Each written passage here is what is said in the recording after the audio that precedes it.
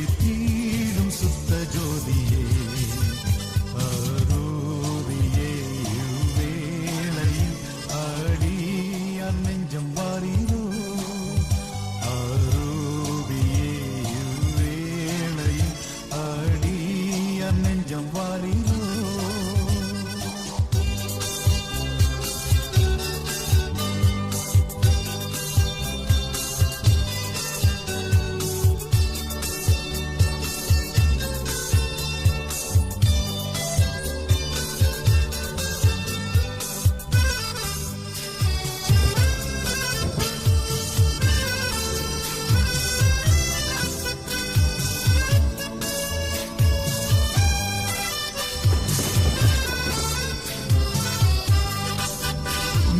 கேட்டால் பாம்பை அருள்வாருண்டோ கல் தின்ன கொடுக்கும் பெற்றோருண்டோ மீன் கேட்டால் பாம்பை அருள்வாருண்டோ கல் தின்ன கொடுக்கும் பெற்றோருண்டோ பொல்லாதோர் கூட செய்திடா நற்பீத நலம் அருள்வார் பொல்லாதோர் கூட செய்திடா நற்பீத நலம் அருள்வார் பரிசுத்த கூட்டம் நடுவில் ஜொலித்தீடும் சுத்த ஜோதியே அரூபியே வேளை அடியார் நெஞ்சம் வாரீரோ அரூபியே வேளை அடியார் நெஞ்சம் வாரீரோ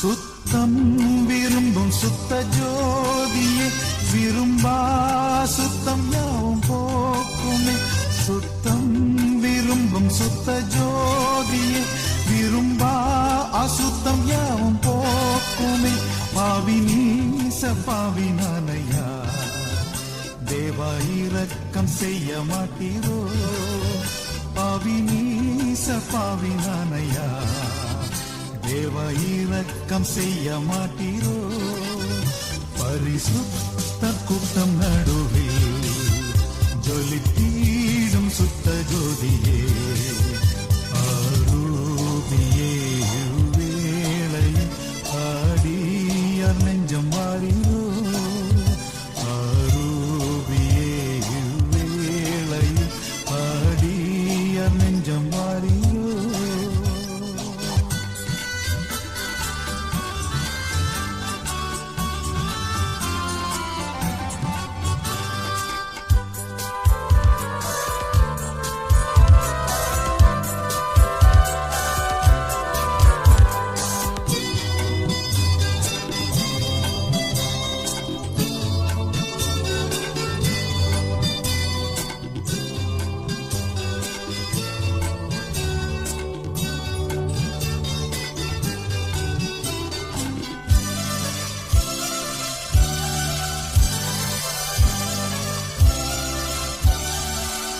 பாரும் தந்தையே எந்தன் உள்ளத்தை யாரும் காண உள்ளலங்கோலத்தை பாரும் தந்தையே எந்தன் உள்ளத்தை யாரும் காண உள்ளலங்கோலத்தை மனம் நொந்து மருளுகின்றேன் பரிசுத்தம் கெஞ்சுகின்றேன் மனம் நொந்து மருளுகின்றேன் பரிசுத்தம் கெஞ்சுகின்றேன் பரிசுத்தர் கூட்டம் நடுவே ஜொலித்தீடும் சுத்த ஜோதியே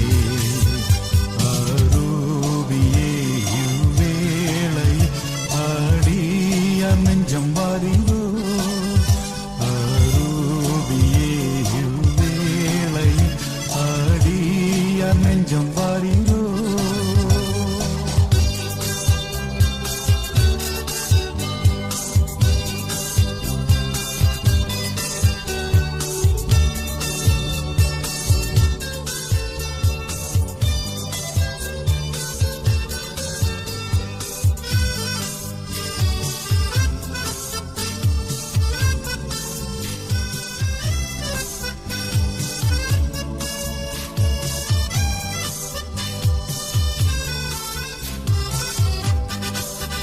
துணை வேண்டும் தகப்பனே உலகிலே, என்னை எதிர்க்கும் சக்திகள் பல உண்டே. துணை வேண்டும் தகப்பனே உலகிலே, என்னை எதிர்க்கும் சக்திகள் பல உண்டே. என் ஜீவன் இல்லை எங்கிலும் பரிசுத்தம் என எழுதும். என் ஜீவன் இல்லை எங்கிலும் பரிசுத்தம் என எழுதும். பரிசுத்தர் கூட்டம் நடுவில் ஜொலித்தீடும் சுத்த ஜோதியே. அருவியே வேளையில் ஆடியார் நெஞ்சம் வாரீரோ. அருவியே வேளையில் ஆடியார் நெஞ்சம் வாரீரோ.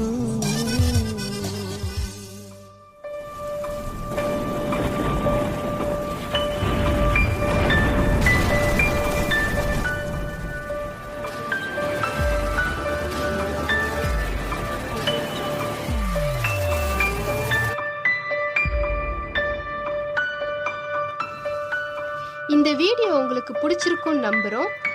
லைக் பண்ணுங்க, ஷேர் பண்ணுங்க, சப்ஸ்கிரைப் பண்ணுங்க. தேங்க்யூ.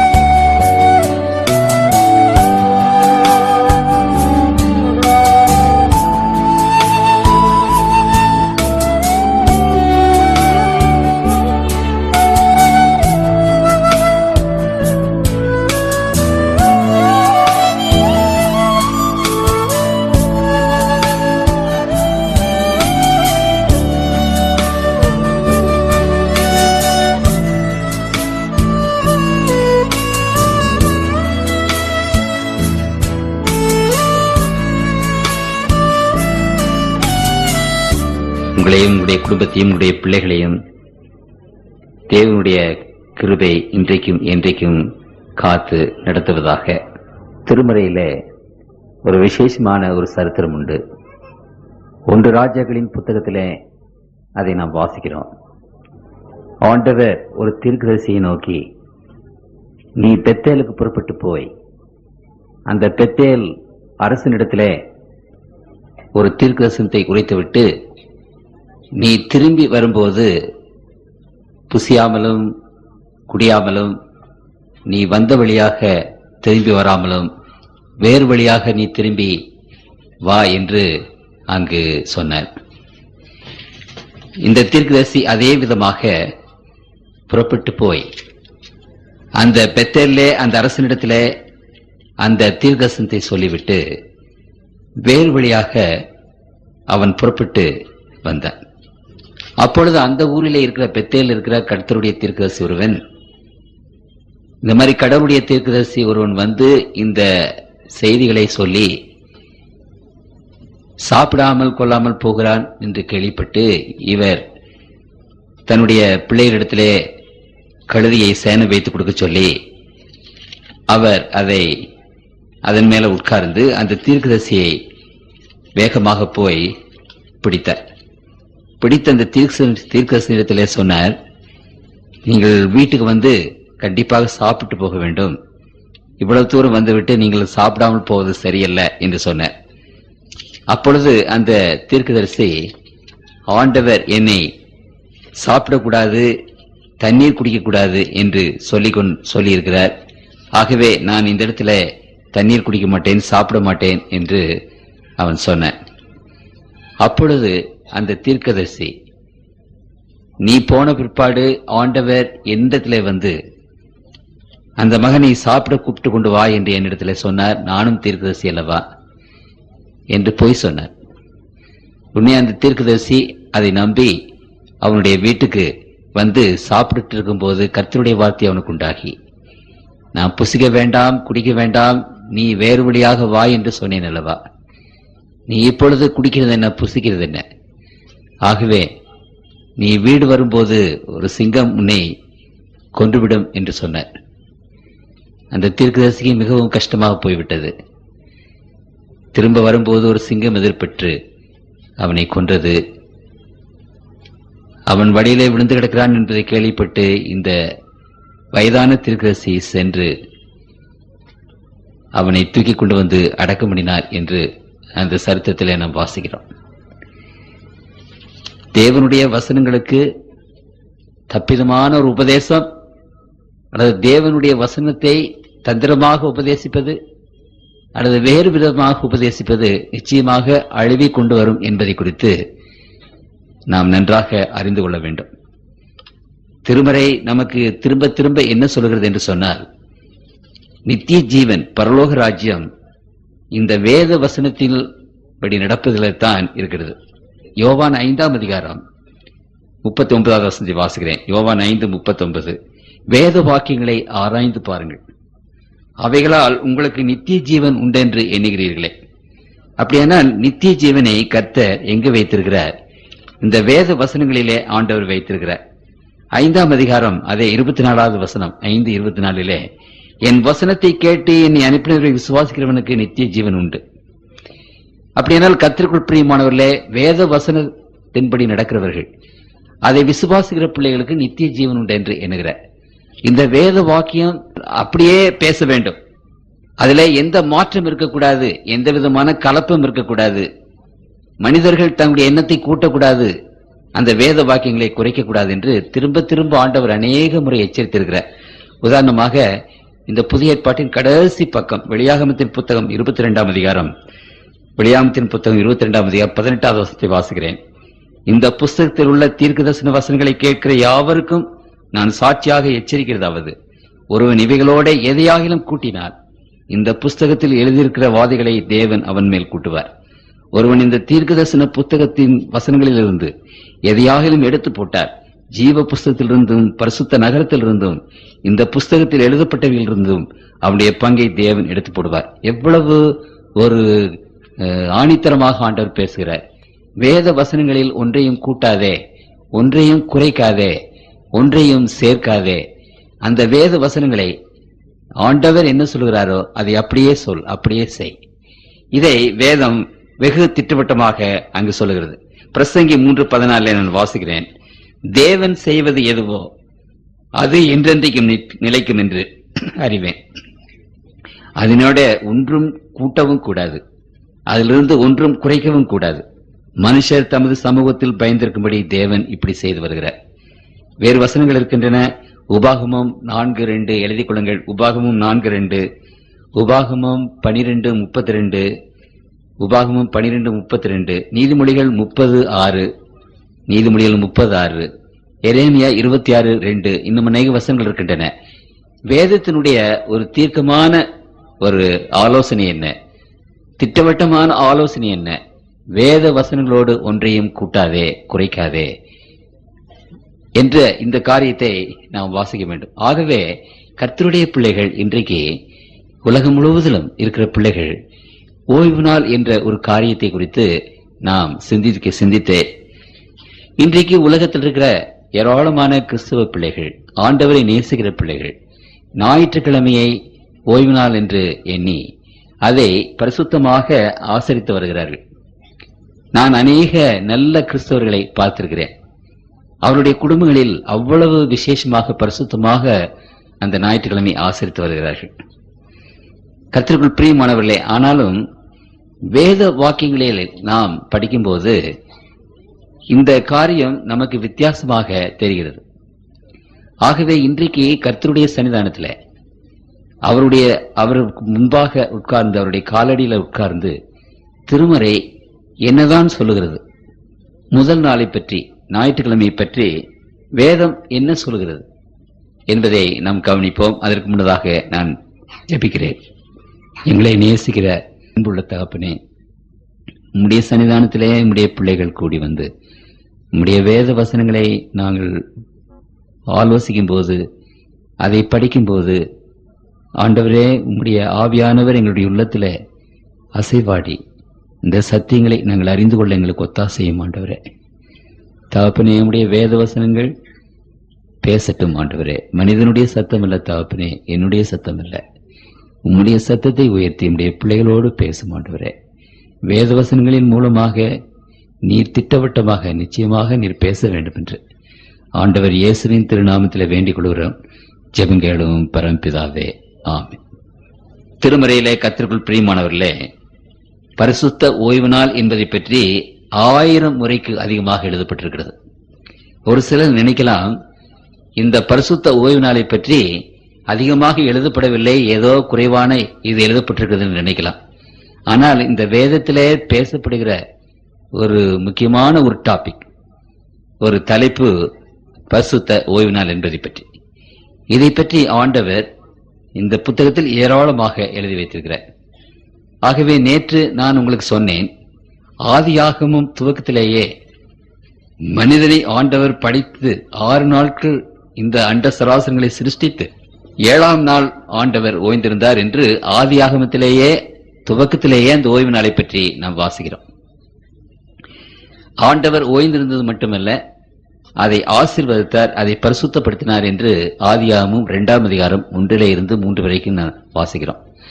அப்படின்னா நான் உங்களுக்கு சொன்னேன், பாவத்துக்கு முன்னதாகவே 2 இன்ஸ்டிடியூஷன், 2 காரியங்களை ஆண்டவர் மனிதனுக்கு கொடுத்தார், 2 ஆசீர்வாதங்களை கொடுத்தார்.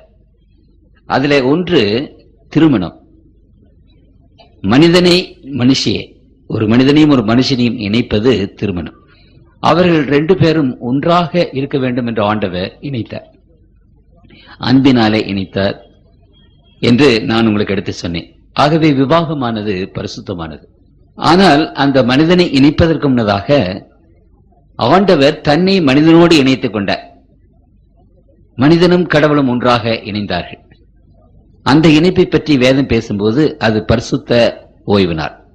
பரிசுத்த ஓய்வு நாளிலே ஆண்டவர் தம்முடைய பிள்ளைகளோடு கூட வந்து, தம்முடைய பிள்ளைகளோடு கூட இருந்து உறவாடி ஒரு நாள் முழுவதும் தம்முடைய பிள்ளைகளோடு கூட இருக்கிறார்.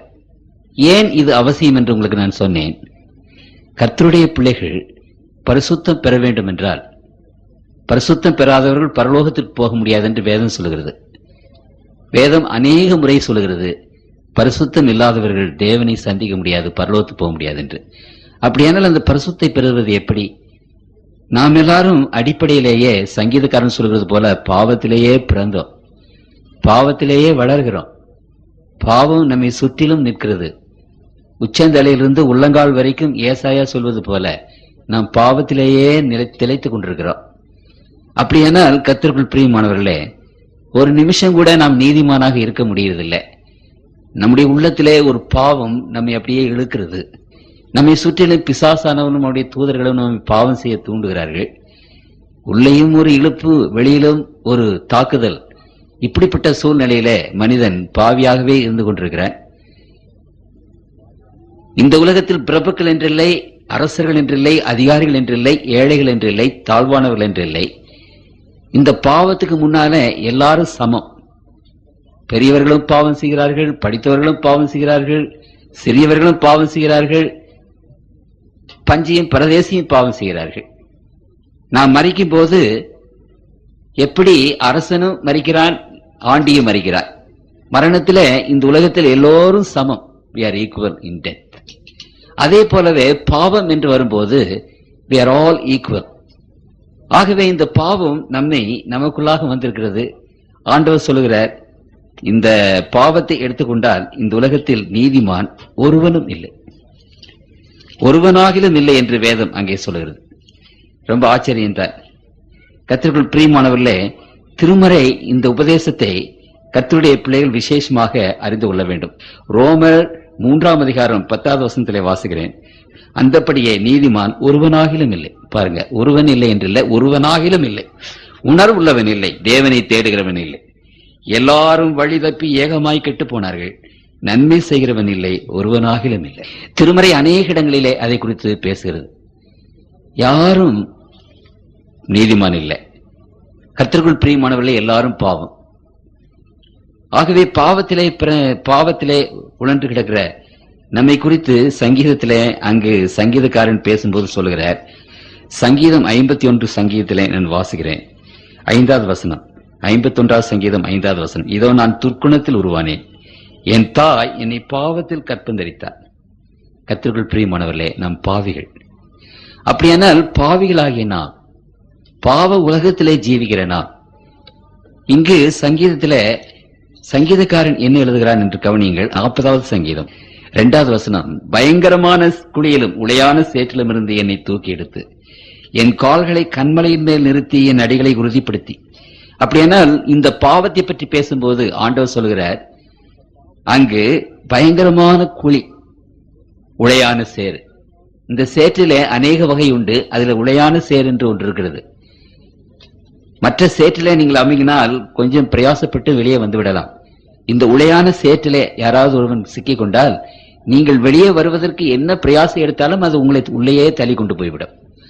ஆகவே உளையான சேற்றிலே சிக்கினவர்கள் அப்படியே இருந்து எந்த விதமான ஒரு முயற்சியும் செய்யாதபடி கூப்பிட்டு வெளியே இருந்து உதவியை வரவழைத்து நாம் வெளியே வர வேண்டும். பாவம் என்பது அப்படித்தான். நீங்கள் பாவம் செய்யாமல் இருக்க எவ்வளவு முயன்றாலும், எவ்வளவுக்கு எவ்வளவு முயற்சி செய்கிறீர்களோ அவ்வளவுக்கு அவ்வளவு உள்ளே போயிருவீங்க. அந்த உளையான சேற்றிலிருந்து விடுதலை செய்வதற்கு நம்மால் முடியாது. இன்னொருவர் வந்து நமக்கு ஒத்தாசை செய்ய வேண்டும். தெய்வ உதவி நமக்கு வேண்டும். பயங்கரமான குழி, பயங்கரமான உளையான சேர், அதுல இருந்து ஆண்டவர் நம்மை தூக்கி எடுக்க வேண்டும். எடுத்து கண்மலையின் மேலே என் கால்களை வைத்து என் கால்களை உறுதியாக்கி நமது தேவனை துதிக்கும் புதுப்பாட்டை அவரின் வாயிலே கொடுத்தார். கர்த்தருக்குள் பிரியமானவர்களே, அப்படிப்பட்ட ஒரு வாழ்க்கை இந்த பாவ வாழ்க்கை. இந்த பாவத்திலே இருந்து நாம் எப்படி விடுதலை ஆகிறது? இந்த பாவத்திலே இருந்து எப்படி நாம் பரிசுத்தம் அடைகிறது? பரிசுத்தம் அடைவதற்கு வழி என்ன என்பதை குறித்து நான் நேற்று சொன்னேன். பரிசுத்தம் அடைவதற்கு ஆண்டவர் வைத்திருக்கிற ஒரே ஒரு வழி, அது என்ன? தேவனோடு நாம் உறவாட வேண்டும். ஆண்டவரோடு கூட நாம் சிறிது காலம் செலவழிக்க வேண்டும். அவரை பார்த்து அவரை போலவே நாம் ஆக வேண்டும் என்று திருமறை நமக்கு விசேஷமாக அங்கு சொல்லுகிறது. ஆண்டவருடைய பரிசுத்தத்திற்கு பங்குள்ளவர்களாக வேண்டும். எபிரேயர் 12:10. ஆண்டவர் ஒருவர்தான் பரிசுத்தர். அந்த பரிசுத்தத்தை நாம் பெற்றுக்கொள்ள வேண்டும் என்றால் அவரிடத்திலே நாம் பங்கு ஷேர் பண்ணிக்கிடணும் அந்த பரிசுத்தத்தை. அப்படியானால் ஆண்டவர் தம்முடைய பிள்ளைகளோடு வந்து நாம் அவரோடு கூட இருந்து அவருடைய பரிசுத்தத்தை நமக்கு கொடுக்கிறார். அவருடைய பரிசுத்தத்தை நாம் பெற்றுக் கொள்கிறோம். அப்படி அவருடைய பரிசுத்தத்தை பெற்று பெற்று பெற்று அந்த பாவத்தின் மேலே வெற்றி பெற்று நாம் பரிசுத்தமுள்ளவர்களாகி தேவனுடைய ராஜ்யத்துக்கு போகிறோம். ஆகவே ஆண்டவர் மனிதனோடு வந்து இருப்பது ஒரு நெசசிட்டி, ஒரு அவசியமாக இருந்தது. ஆகவே தேவன் என்ன செய்தார் என்றால், இந்த உலகத்தின் மக்களுக்காக 7ஆம் நாளை தனியாக ஒதுக்கி வைத்து அந்த நாளை ஒரு வாரத்திலே இருந்து தனியாக பிரித்தெடுத்து அந்த நாளை அவர் என்ன செய்தார் என்றால் தெரிந்து கொண்டு அதிலே அவர் ஓய்ந்திருந்து அதிலே அவர் ஆசீர்வதித்து அதை அவர் பரிசுத்தப்படுத்தி நமக்கு நீ 7ஆம் நாளாகிய ஓய்வு நாளை நீ கை கொள்ள வேண்டும் என்று 4வது கற்பனையில கட்டளையும் கொடுத்து விட்ட. அந்த 4வது கற்பனை ஆகவே கர்த்தர் இவளே செய்தார். முதலாவதாக அந்த 7வது நாளை தெரிந்து கொண்டார். எதற்காக என்றால், கர்த்தருக்குள் பிரியமானவர்களே, 6 நாட்களுக்குள்ளே நான் வான பூமி சமுத்திரத்தை உண்டாக்கினேன் என்பதை நினைத்து அந்த 7ஆம் நாளிலே நாம் அவருடைய மகத்துவத்தை வல்லமையை நினைத்து அவரிடையிலே நாம் துதியோடும் புகழ்ச்சியோடும் நாம் பயபக்தியோடும் அவரிடத்திலே நாம் போக வேண்டும் என்பதற்காக. ஆகவே இந்த 7ஆம் நாள் என்பது ஆண்டவர் சிருஷ்டிகர்த்தா என்பதை நினைவு கூறுவதற்கு, ஆண்டவர் சிருஷ்டித்ததை எல்லாம் நினைவு கூறுவதற்கு. It's a memorial of creation of God. கடவுளுடைய ஒரு மெமோரியல், அது ஒரு ஞாபக சின்னம். ஆகவே அந்த 7ஆம் நாளை தெரிந்து கொண்டு இந்த அண்ட சராசரங்களை படைத்த கடவுள் அவரிடத்திலே நாம் போவோம், அவர்தான் நாம் ரட்சிக்க முடியும், அவர்தான் நமக்கு பரிசுத்தத்தை தர முடியும் என்ற எண்ணத்தோடு நாம் அங்கே ஆண்டவரிடத்திலே போய் சேர்வதற்காக அங்கு ஆண்டவர் அந்த 7ஆம் நாளை நியமித்தார். அந்த 7ஆம் நாளை தெரிந்து கொண்டு அவர் என்ன செய்தார் என்றால் அதிலே ஓய்ந்திருந்தார். எதற்காக ஓய்ந்திருந்தார் என்று நான் சொன்னேன். தம்முடைய பிள்ளைகள் தன்னிடத்திலே வரும்போது ஆண்டவர் அங்கிருந்து தம்முடைய பிள்ளைகளிடத்திலே அவர் பழக வேண்டும், நேரத்தை செலவழிக்க வேண்டும். வருத்தப்பட்டு பாரம் சுமக்கிறவர்களே, நீங்கள் எல்லாரும் என்னிடத்திலே வாருங்கள், நான் உங்களுக்கு இளைப்பாறுதல் தருவேன். மத்தேயு 11:28 சொல்கிறார். இளைப்பாறுதல், ரெஸ்ட். அப்போ ஆண்டவர் நமக்கு ரெஸ்ட் கொடுப்பதற்கு அவர் ரெஸ்ட் எடுத்துக் கொண்டிருக்கிறார்.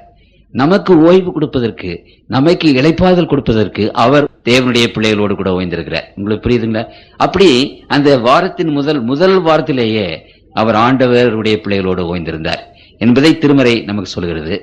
அப்படி அவர் தொடர்ந்து அந்த 7ஆம் நாள் இந்த உலகத்தின் மக்களுக்காக ஓய்வு நாளிலே கர்த்தருடைய பிள்ளைகள் போய் அவரோடு கூட சேர்ந்து நாம் பரிசுத்தம் பெறுவதற்காக அந்த பரிசுத்த ஓய்வு நாளை ஆண்டவர் கொடுத்திருக்கிறார். அதை கட்டளையாக கொடுத்து நீ அந்த பரிசுத்த நாளை ஆசரிப்ப நினைப்பாயாக என்று சொல்லிவிட்டார். வேற எந்த கற்பனைக்கும் நினைப்பாயாக என்று இல்லை. அந்த 4வது கற்பனை தான் நினைக்க சொல்கிறார், மறந்து விடாதே என்று சொல்கிறார். அப்புறம் அந்த நினைப்பாயாக என்று சொல்வது மட்டுமல்ல, அந்த 4வது கற்பனை தான் பெரிய கற்பனை. ஏன் பெரிது? ஏன் நீ நினைக்க வேண்டும், ஏன் அந்த ஓய்வு நாளை கை கொள்ள வேண்டும் என்பதற்கு அடையாளம் அவர் காரணம் கொடுக்கிறார். மற்ற எந்த கற்பனையும் காரணம் கொடுக்கிறது இல்லை. கொலை செய்யாதிருப்பாயாக காரணம் இல்லை. வேற எந்த கற்பனையும் காரணம் கொடுக்கலாம் ஆண்டவர். ஆனால் இதற்கு மாத்திரம் காரணம் கொடுக்கிறார். காரணம் கொடுத்து இந்த கற்பனையை கை கொள்கிற பிள்ளைகளுக்கு ஆசீர்வாதம், பெரிய ஆசீர்வாதங்களை கொடுக்கிறார்.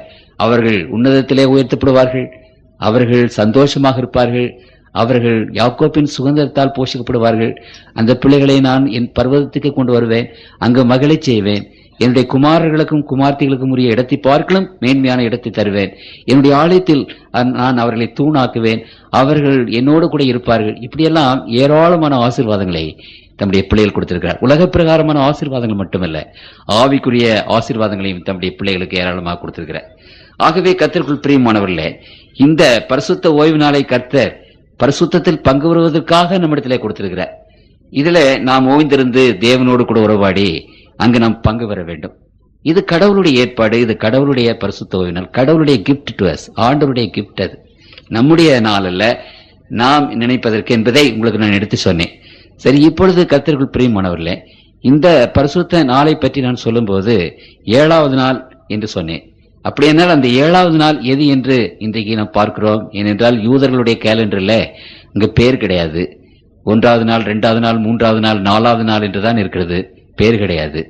அப்படியானால் இன்றைக்கு 3600 பாஷை இருக்கிறபடினால ஆண்டவர் எந்த பேரையும் கொடுத்து பைபிள் எழுதல. உதாரணமா சனிக்கிழமை ஓய்வு நாள் என்று பைபிள் எழுதி வச்சிருந்தா இந்த இங்கிலீஷ்காரவங்களுக்கு சனிக்கிழமை என்னன்னு தெரியாது, ஒருவேளை லத்தீன்காரவங்களுக்கு சனிக்கிழமை என்னன்னு தெரியாது. அதனால அவர் என்ன சொன்னார், முதல் நாள், 2வது நாள், 3வது நாள், 4வது நாள், 5வது நாள், 6வது நாள் ஓய்வு நாள் என்று கொடுத்து விட்டு அந்த நாளுக்கு நீங்க என்ன பெயரை வைக்க வேண்டுமோ வைத்துக் கொள்ளுங்கள் என்று சொல்லிவிட்டார். ஆகவே இன்றைக்கு நம்முடைய கேள்வி என்ன? கடவுளால் ஓய்ந்திருந்த நாள் எது? அவரால் ஆசீர்வதிக்கப்பட்ட நாள் எது?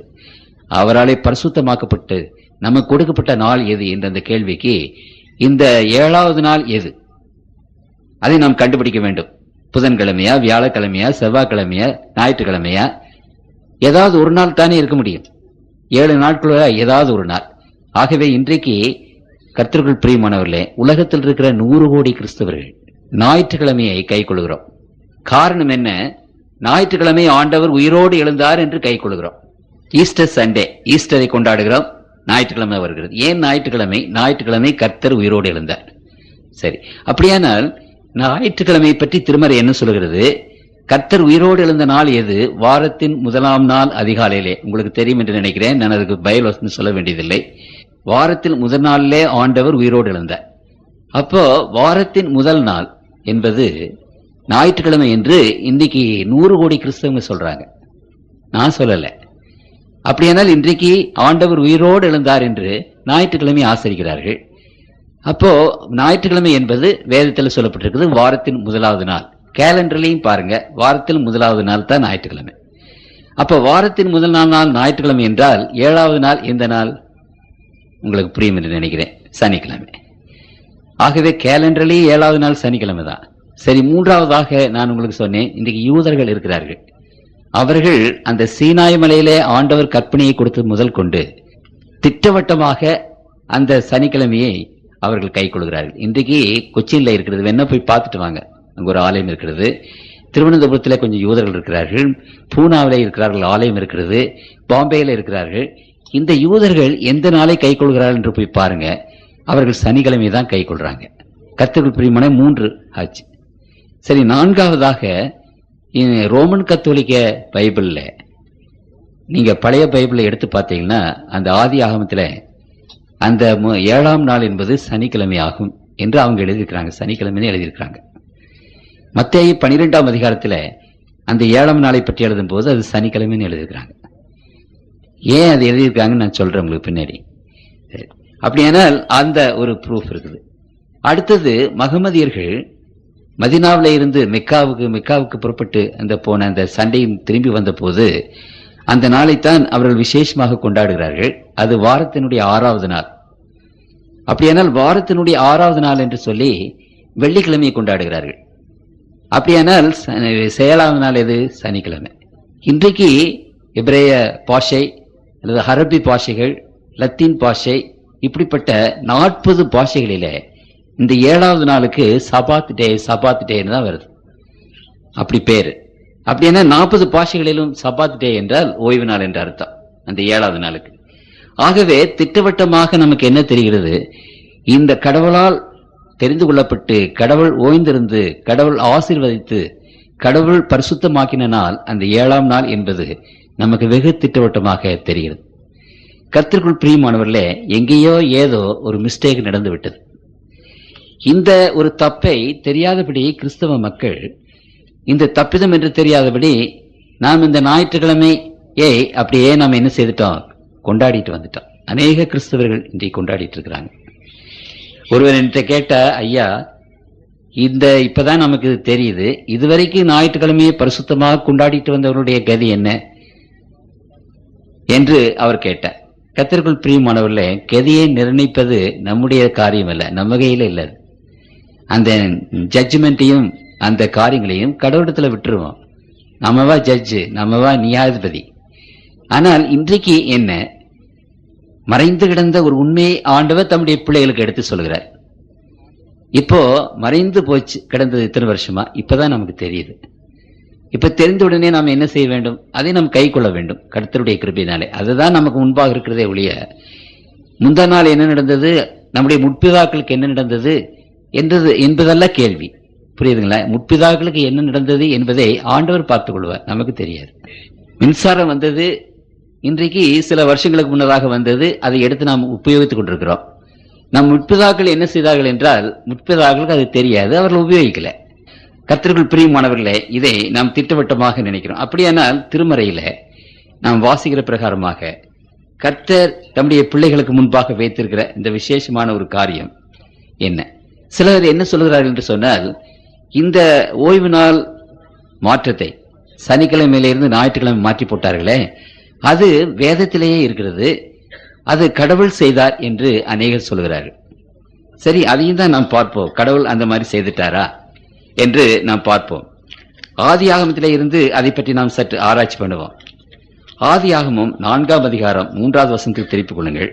ஆதி ஆகமம் 4ஆம் அதிகாரம் 3வது வசனத்திலே, சில நாள் சென்ற பின்பு காயின் நிலத்தின் கனிகளை கர்த்தருக்கு காணிக்கையாக கொண்டு வந்தார். சில நாள் சென்ற பின்பு என்று தமிழ்ல இருக்கிறது. எபிரேய பாஷையில் அது எப்படி இருக்கிறது என்றால் வாரத்தின் கடைசி நாளில் என்று இருக்கிறது.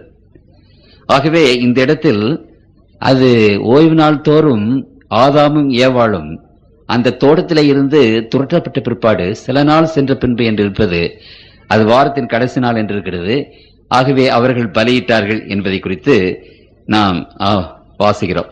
திரும்ப நோவாவினுடைய காலத்துல அந்த பேழை அந்த தண்ணீர்ல மிதந்த போது அங்கு என்ன வாசிக்கிறோம் என்றால் ஆதியாகமம் 8ஆம் அதிகாரம் 10வது வசனம். ஆதியாகமம் 8ஆம் அதிகாரம் 10வது வசனம், பின்னும் 7 நாள் பொறுத்து என்ற அந்த வாக்கியங்கள் அங்கே வருகிறது. 12வது வசனத்திலேயும் பின்னும் 7 நாள் பொறுத்து, அந்த 7 நாள் வாரம் என்ற அந்த வாரம், அந்த ஓய்வு நாளை பற்றி அவர்கள் அறிந்து ஓய்வு நாள் முடிந்த உடனே அந்த காகங்களை விட்டார்கள் என்று நாம் பார்க்கிறோம்.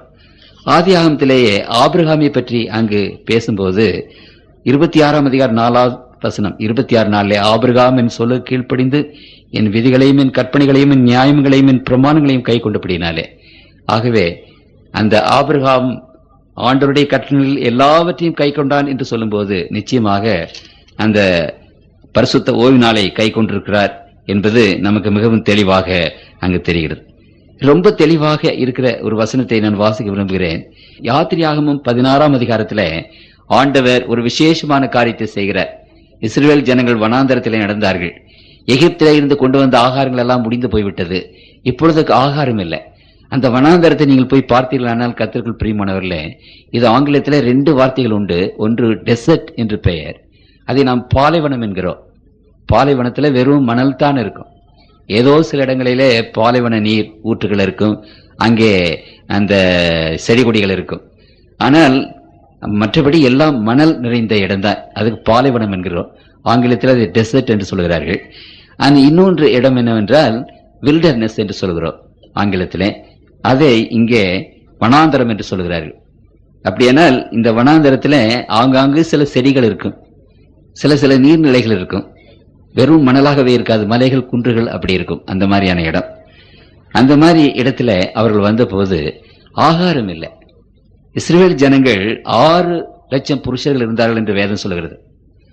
அப்புறம் அந்த இஸ்ரவேல் ஜனங்களை அந்த ஸ்திரீகள் பெண்கள் எல்லாரையும் சேர்த்து ஸ்பர்ஜன் பிரசங்கியார் என்ன சொல்கிறார், 25 லட்சம் பேர் அங்கே இருந்தார்கள் என்று சொல்கிறார். 25 பேர் தங்களுடைய கூடாரங்களை அடித்து குடியிருக்கும் போது அது ஏறக்குறைய ஒரு 20 மைல் நீளம் 20 மைல் அகலம் உள்ள ஒரு பெரிய பட்டணம் போல இருக்கும். அதை நீங்கள் யோசித்து பார்த்ததில்லை.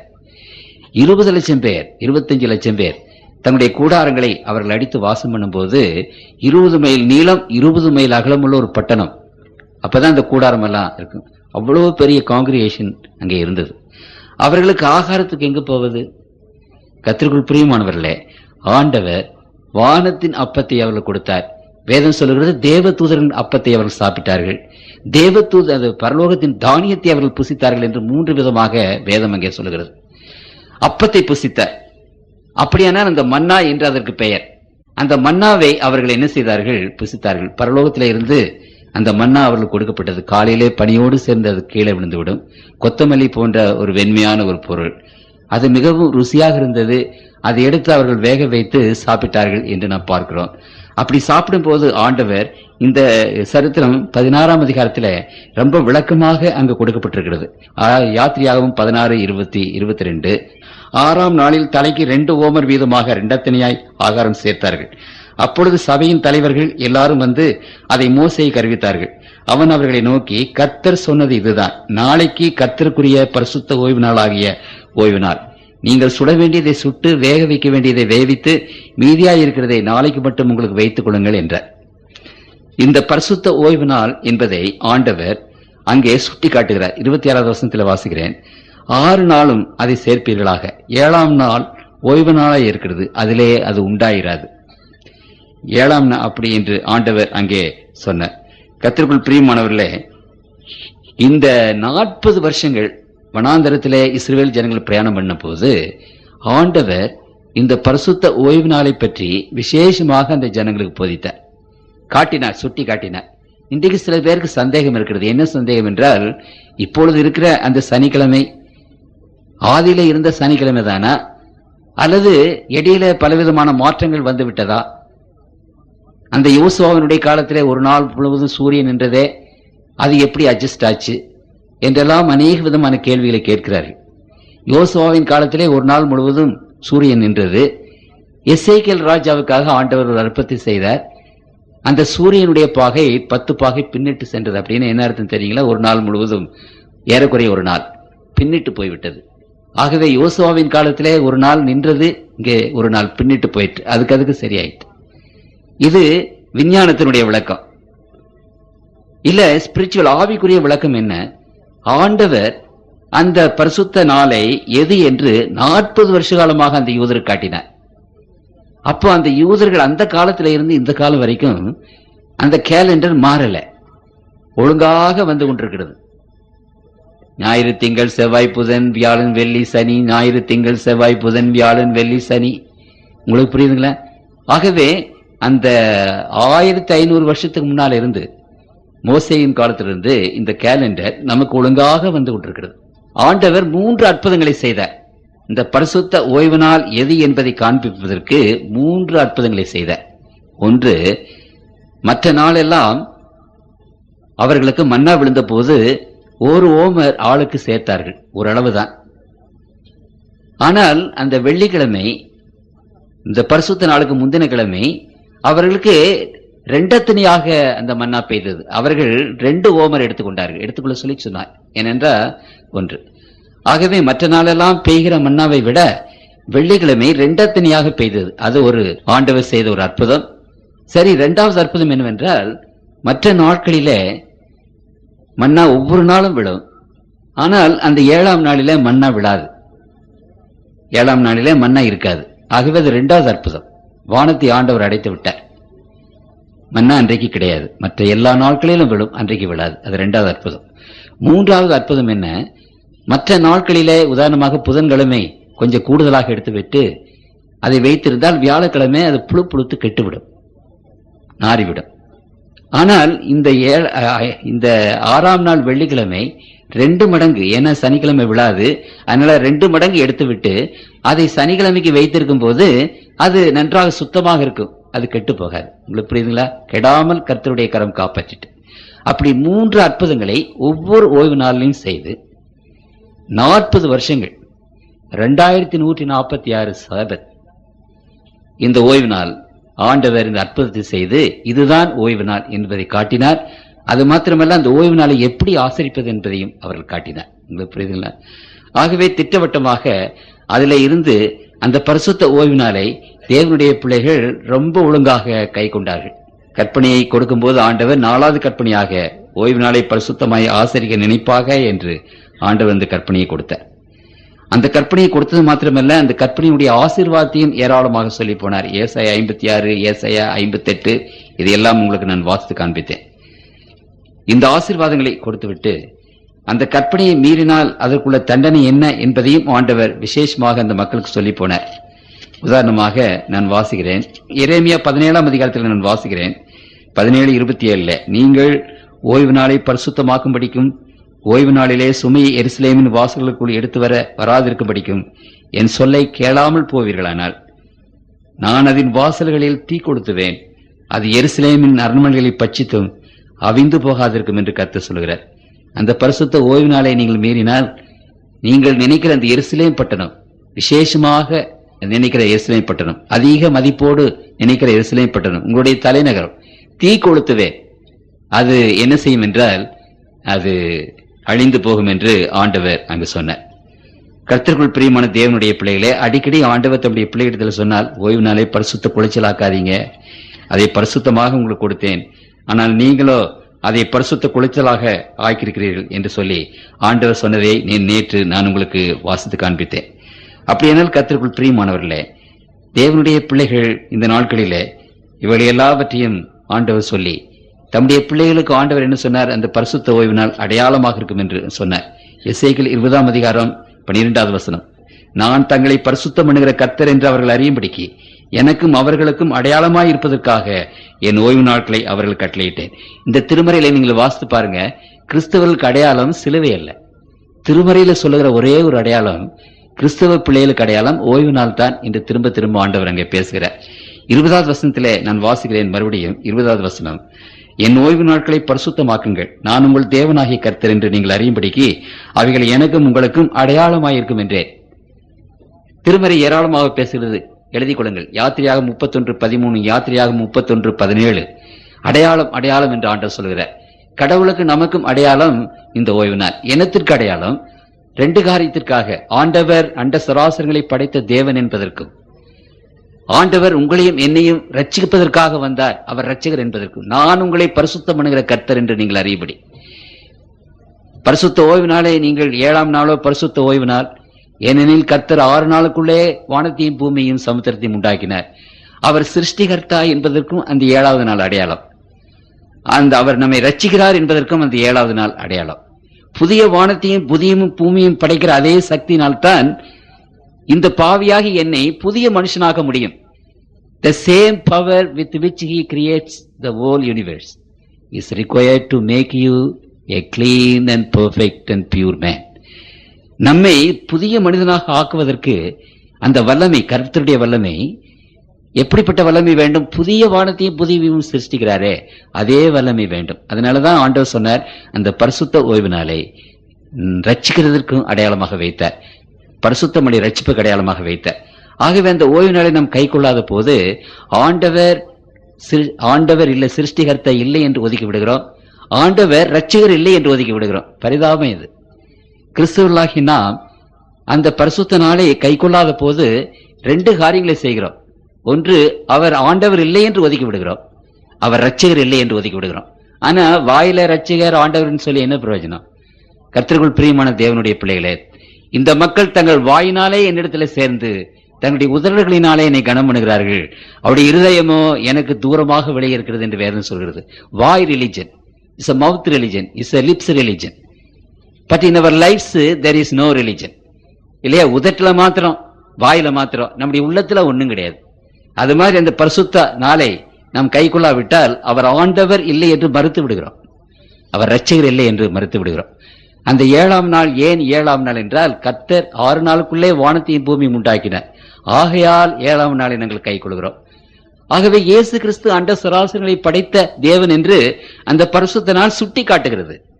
இவர் உண்மையான தெய்வம் என்று சுட்டி காட்டுகிறது. அது சாத்தானுக்கு பிடிக்கல, அதை வெட்டணும், அதை அழிச்சிடணும், அப்பதானே நான் கடவுளாக முடியும். அதனால இன்னைக்கு உலகத்துல அதை அழிக்க பார்க்கிறான். புரியுதுங்களா? கர்த்தருக்குள் பிரியமானவர்களே, நாமும் அதை அழிக்க பார்க்கும் போது நாமும் சாத்தானோட பங்காளிகளாக மாறுகிறோம் என்று திருமறை நமக்கு விசேஷ விதமாக அங்கு சொல்லுகிறது. ஆகவே திருமறையில நீங்கள் வாசித்து கொண்டே வந்தால் இந்த பரிசுத்த ஓய்வு நாளை பற்றி வேதம் விவரமாக பேசுகிறது. இன்னும் நான் ஒரு காரியத்தை உங்கள் மத்தியிலே நான் வாசிக்க விரும்புகிறேன். இந்த ஜனங்கள் எவ்வளவுதான் புத்தி கேட்டாலும் அந்த பரிசுத்த நாளை அவர்கள் மீறினார்கள். அப்படி மீறும் போது ஆண்டவர் என்ன செய்தார் என்றால், என்ன சொல்கிறார் கவனியுங்கள்.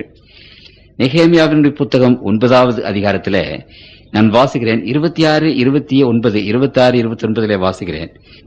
ஆனாலும் அவர்கள் கீழ்ப்படியாதவர்களாகி உமக்கு விரோதமாக கலகம் பண்ணி உம்முடைய நியாயப்பிரமாணத்தை தங்களுக்கு புறம்பே எறிந்துவிட்டு தங்களை உம்மிடத்தில் திருப்பும்படி அவர்களை திடசாட்சியாய் கழிந்து கொண்ட உம்முடைய தீர்க்கதரிசிகளை கொன்று போட்டு கோபமூட்டுகிற பெரிய அக்கிரமங்களை செய்தார்கள். ஆகையால் அவர்களை நெருக்குகிற அவர்கள் சத்துருக்களின் கையில் அவர்களை ஒப்பு கொடுத்தீர். பார்த்தீங்களா? அந்த இஸ்ரவேல் ஜனங்கள் அடிக்கடி அந்நியர்களிடத்திலே ஆண்டவர் விற்று போட்டார். காரணம், ஆண்டவருடைய கற்பனைகளை அவர்கள் கை கொள்ளாதனாலே விற்று போட்டார் என்று ஆண்டவர் சொல்கிறார். அதுல விசேஷமாக எந்த கற்பனைகளை அவர் கை கொள்ளவில்லை என்பதை குறித்து 13வது அதிகாரத்திலே வாசிக்கிறோம். 622வது பக்கம், நெகேமியா 13ஆம் அதிகாரம். நெகேமியா இஸ்ரவேல் ஜனங்கள் மத்தியில் ஒரு பெரிய சீர்திருத்தத்தை செய்தவர். ஆகவே அவர் சொல்லுகிறார் பாருங்க, 13ஆம் அதிகாரம் 17வது வசனத்திலே நான் வாசிக்கிறேன். ஆகையால் நான் யூதாவின் பெரியவர்களை கடிந்து கொண்டு நீங்கள் ஓய்வு நாளை பரிசுத்த குலைச்சலாக்குகிறது இந்த பொல்லாத செய்கை என்ன? பரிசுத்த குலைச்சலாக்குகிற இந்த பொல்லாத செய்கை என்ன? உங்கள் பிதாக்கள் இப்படி செய்ததினால் அல்லவா நமது தேவன் நம்மேலும் இந்த நகரத்தின் மேலும் இந்த தீங்கையெல்லாம் வரப்பண்ணினார். நீங்களோ வென்றால் ஓய்வு நாளை பரிசுத்த குலைச்சலாக்குகிறதுனால் இஸ்ரவேலின் மேல் இருக்கிற உக்கிரகத்தை அதிகரிக்க பண்ணுகிறீர்கள் என்று அவர்களுக்கு சொன்னேன். கர்த்தருக்குள் பிரியமானவர்களே, அந்த ஓய்வு நாளை மீறினபடினாலே அவர்கள் அநேக ஜாதிகளுக்கு ஆண்டவர் வித்து போட்டார். அவர்கள் மற்ற ஜாதிகளுக்கு அடிமையானார்கள். அந்த ஜனங்களுடைய துன்பத்திற்கும் துயரத்திற்கும் காரணம் அந்த பரிசுத்த நாளை அவர்கள் பரிசுத்த குலைச்சலாக்கினார்கள் என்று வேதம் வெகு திட்டவட்டமாக தம்முடைய பிள்ளைகள் மத்தியிலே அது பேசுகிறது. கர்த்தருக்குள் பிரியமானவர்களே, ஆகவே கர்த்தருடைய பிள்ளைகளுக்கு இவைகளெல்லாம் என்ன சொல்லுகிறது? அந்த பரிசுத்த ஓய்வு நாள் பழைய ஏற்பாட்டின் காலத்திலே மாறவே இல்லை. சரி, புதிய ஏற்பாட்டின் காலத்திலே நாம் சீக்கிரமாக வருவோம். கர்த்தராகிய இயேசு கிறிஸ்துவானவர் இந்த உலகத்தில் இருந்த போது என்ன செய்தார்? பரிசுத்த ஓய்வு நாளிலே அவர் ஜெபாலயத்திற்கு சென்று அவர் ஓய்வு நாளை கை கொண்டார் என்று திருமறையில் ஏராளமான வசனங்கள் இருக்கின்றன. லூக்கா 4ஆம் அதிகாரம் 16வது வசனத்தை வாசிக்கிறேன். தாம் வளர்ந்த ஊராகிய நாசரேத்துக்கு அவர் வந்து தம்முடைய வழக்கத்தின்படியே ஓய்வு நாளில் ஜெபாலயத்திலே பிரவேசித்து வாசிக்க எழுந்து நின்றார். அப்படியானால் கர்த்தருடைய வழக்கம் என்ன? அவர் ஓய்வு நாளிலே நிறைய வசனம் இருக்கிறது. நீங்க வாசிக்க அந்த புதிய ஏற்பாட்டை நீங்கள் வாசிக்கும் போது, மத்தேயு, மார்க், லூக்கா என்ற அந்த புத்தகங்களை வாசிக்கும் போது ஏராளமான இடங்களிலே அங்கே என்ன எழுதப்பட்டிருக்கிறது? ஆண்டவர் பரிசுத்த ஓய்வு நாளிலே அவர் ஆலயத்திற்கு சென்று அவர் படித்தார், வேதத்தை படித்தார், அற்புதங்களை செய்தார், அடையாளங்களை செய்தார் என்று அங்கே எழுதப்பட்டிருக்கிறது. மார்க் 6 அதிகாரம், மார்க் 6:2 வாசிக்கிறேன். ஓய்வு நாள் ஆன போது ஜெபாலயத்தில் உபதேசம் பண்ண தொடங்கினார். இயேசு கிறிஸ்துவை பற்றி பேசப்பட்டிருக்கு. அவருக்கு இங்கே இருந்து வந்தது, இவன் கையில் இப்படிப்பட்ட பலத்த செய்திகள் நடக்கும்படி இவனுக்கு கொடுக்கப்பட்ட ஞானம் எப்படிப்பட்டது, இவன் தச்சன் அல்லவா என்று மற்றவர் சொல்கிறார்கள். திருமறையில வேதவசங்கள் அநேக இடங்களிலே ஆண்டவர் ஓய்வு நாளில் தேவாலயத்து சென்றதை பற்றி எழுதப்பட்டிருக்கிறது. அது லூக்கா கன்க்ளூஷனாக, அதை முடிவாக எழுதுகிறார், தம் வழக்கத்தின்படியே என்று எழுதுகிறார். It is is habit. ஆகவே ஒரு வழக்கம் என்று சொன்னார், அவர் எப்பொழுதுமே செய்கிற ஒரு காரியத்தை என்று நாம் பார்க்கிறோம். கர்த்தருக்குள் பிரியமானவர்களே, இயேசு கிறிஸ்துவானவர் இந்த உலகத்தில் இருந்த போது அவர் ஓய்வு நாளில் ஏராளமான அற்புதங்களை செய்தார். அதை யூதர்கள் விரும்பல. ஏனென்றால் ஓய்வு நாளில் எதையும் செய்யக்கூடாது என்று, ஒன்றும் வேலை செய்யக்கூடாது என்று அவர் நினைத்தார்கள். ஆகவே அவர் இந்த அற்புதங்களை அடையாளங்களை செய்த போது யூத ஜனங்களுக்கும் இயேசு கிறிஸ்துவுக்கும் போராட்டம் நடந்தது. அப்பொழுது ஆண்டவர் என்ன சொன்னார்? மார்க் எழுதின சுவிசேஷம் உதாரணமாக, மார்க் எழுதின சுவிசேஷம் 3 அதிகாரத்திலே ஆண்டவர் அங்கு சொல்லுகிறார். 3 அதிகாரம் 4வது வசனத்திலே நாம் பார்க்கிறோம், அவர்களை பார்த்து, ஓய்வு நாளில் நன்மை செய்வதோ தீமை செய்வதோ ஜீவனை காப்பதோ அழிப்பதோ எது நியாயம் என்றார். போராட்டம். நீ வியாதியை சுகப்படுத்தினது தப்பு, ஓய்வு நாளில் எந்த வேலையும் செய்யக்கூடாது. கர்த்தருக்குள் பிரியமானவர்களே, ஆண்டவருடைய கற்பனை என்ன? கற்பனையில யாதொரு வேலையும் செய்ய வேண்டாம் என்று அங்கே இருக்கிறது. சரி, யாதொரு வேலையும் செய்ய வேண்டாம் என்றால் என்ன? வேதத்துக்கு விளக்கம் அநேக இடங்களில் இருக்குது. அதனுடைய விளக்கத்தை எங்கு நாம் வாசிக்கிறோம்? யாதொரு வேலையும் செய்ய வேண்டாம் என்று கற்பனையில் இருக்கிறது. அப்படியானால் யாதொரு வேலையும் என்றால் என்ன? உன் வழிகளின்படி நடவாமலும் உனக்கு இஷ்டமானதை செய்யாமலும் உன் சொந்த பேச்சை பேசாமலும் இருந்து ஓய்வு நாளை மனமகிழ்ச்சி நாள் என்றும் கர்த்தருடைய பரிசுத்த நாளை மகிமையான நாள் என்று சொல்லி அதை மகிமையாக எண்ணுவாயானால். அப்படியானால் யாதொரு வேலையும் செய்யாதே என்பதற்கு விளக்கம் என்ன? உன் சொந்த பேச்சை பேசாதே, உன் சொந்த நடைகளை நடக்காதே, உன் சொந்த வேலைகளை செய்யாதே. உங்களுக்கு புரியுதுங்களா? ஆனால் கர்த்தருடைய வேலை செய்யவும், ஜீவனை காப்புகிற வேலை, ஆண்டவர் மக்களுக்கு நன்மை செய்கிற வேலை, இவைகளை செய்யலாம் என்று திருமறை நமக்கு போதிக்கிறது. ஆகவே கர்த்தராகிய இயேசு கிறிஸ்துவானவர், இதை நான் சொல்ல மறந்துவிட்டேன், இவர்கள் பல நாடுகளிலே யூதர்கள் இந்த ஓய்வு நாளை மீறினாலே விற்கப்பட்டு போனார்கள். அப்படி விற்கப்பட்டு போன பிற்பாடு பாபிலோனிலே போய் 70 வருஷம் அவர்கள் அடிமைகளாக இருந்து, அந்த 70 வருஷம் முடிந்து எருசலேமுக்கு அவர்கள் திரும்பி வந்து எருசலேமை கட்டி வாழ்ந்த போது, இந்த ஓய்வு நாளை மீறுகிறதுனால் தானே நாம் இந்த பாடெல்லாம் படுகிறோம் என்று சொல்லி, அந்த ஓய்வு நாளை இனிமேல் மீறவே கூடாது என்று சொல்லி அவர்கள் கங்கணம் கட்டி கொண்டு அந்த ஓய்வு நாள் கற்பனை மீறாதபடி அநேக விதமான சட்டங்களை கொண்டு வந்தார்கள்.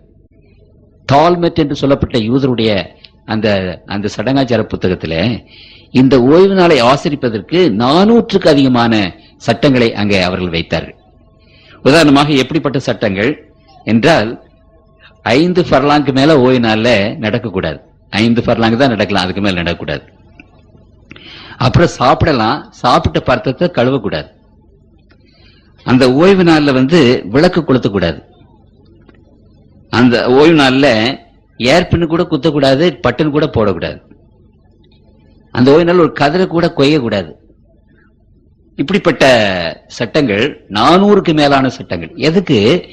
ஓய்வு நாள் எங்க மீறுகிறோமோ என்னமோ, மீறி போடுவோமோ என்னமோன்னு சொல்லி பயந்துட்டு இந்த மாதிரி சட்டங்களை எல்லாம் கொண்டு வந்து வைத்தார்கள். அதனால என்ன ஆயிட்டு, இந்த சட்டங்கள் எல்லாம் பரிசுத்த ஓய்வு நாளை கை கொள்றதுக்கு பாரமா போச்சு, ஜனங்களுக்கு கஷ்டமா போச்சு. ஓய்வு நாளை கை கொள்றது ஜனங்களுக்கு ரொம்ப சிரமமா போச்சு. அதனால கர்த்தராகிய இயேசு கிறிஸ்துவானவர் வந்த போது இந்த பாரம்பரிய சட்டங்கள், இந்த சட்டங்களை வேண்டாம் என்று உடைத்தார். உங்களுக்கு புரியுதுங்களா? அப்ப இயேசு கிறிஸ்துடைய காலத்துல இந்த தர்க்கம் வந்தது. என்ன தர்க்கம்? குணமாக்கலாமா? அப்ப ஆண்டவர் கேட்டாரு, ஒரு கழுதையானது அல்லது ஒரு ஆடானது அங்க கீழே விழுந்துட்டா அதை தூக்காம இருப்பீங்களா? இந்த சட்டத்துல பின்னு குத்தக்கூடாது, ஏர் பின் குத்தக்கூடாது, பட்டன் போடக்கூடாது. ஆனா ஆடு மாடுகளுக்கு குடியில விழுந்துட்டு எடுத்துடலாம், அதுக்கெல்லாம் அந்த சட்டத்துல பர்மிஷன் உண்டு. ஆகவே தன்னலம் பிடித்த சட்டங்கள், உங்களுக்கு புரியுதுங்களா? தன்னலம் உள்ள சட்டங்கள் அதையெல்லாம் ஆண்டவர் உடைத்திருந்தாரே என்று எந்த நாள் ஓய்வு நாள் என்ற பிரச்சனை அப்பொழுது கிடையாது. அந்த ஓய்வு நாளை எப்படி ஆசரிக்கிறது என்ற பிரச்சனை தான். ஆகவே ஆண்டவர் தன்னுடைய ஜீவியத்தில அந்த பாரம்பரிய சட்டங்கள் எல்லாவற்றையும் உடைத்தறிந்து தேவனுடைய அந்த உண்மையான சட்டத்தை நிலைநாட்டினார் என்பதை நாம் வேதத்திலே நாம் என்ன செய்கிறோம் என்றால் வாசிக்கிறோம். ஆண்டவர் தன்னுடைய ஜீவிகாலம் முழுவதும் அந்த ஓய்வு நாளை ஆசரித்து கடைசியில கர்த்தருக்குள் பிரியமான தேவனுடைய பிள்ளைகளே, அவர் வெள்ளிக்கிழமை இருந்தார். உங்களுக்கு தெரியும், சனிக்கிழமை அவர் கல்லறையிலே இருந்தார், ஓய்ந்திருந்தார். தன்னுடைய ஓட்டத்தை முடித்து அவர் மரணத்திலும் அந்த நாளிலே ஓய்ந்திருந்தார். சில பேர் என்ன நினைக்கிறாங்க, அவர் மரணத்துல ஓய்ந்திருந்ததுனால அது துக்க நாள் என்று அவர்கள் என்ன செய்கிறார்கள் நினைக்கிறார்கள். மகிமையான காரியங்களை செய்வதற்காக ஆண்டவர் அங்கே இளைப்பாறினார். ஆகவே அவருடைய மரணத்திலும் சரி. அப்படியானால் இயேசு கிறிஸ்துவுக்கு பின்னால வந்தவர்கள் இந்த ஓய்வு நாளை ஆசரித்தார்களா? அங்கு லூக்கா எழுதின சுவிசேஷம் 23ஆம் அதிகாரத்திலே நான் வாசிக்கிறேன், 55, 56.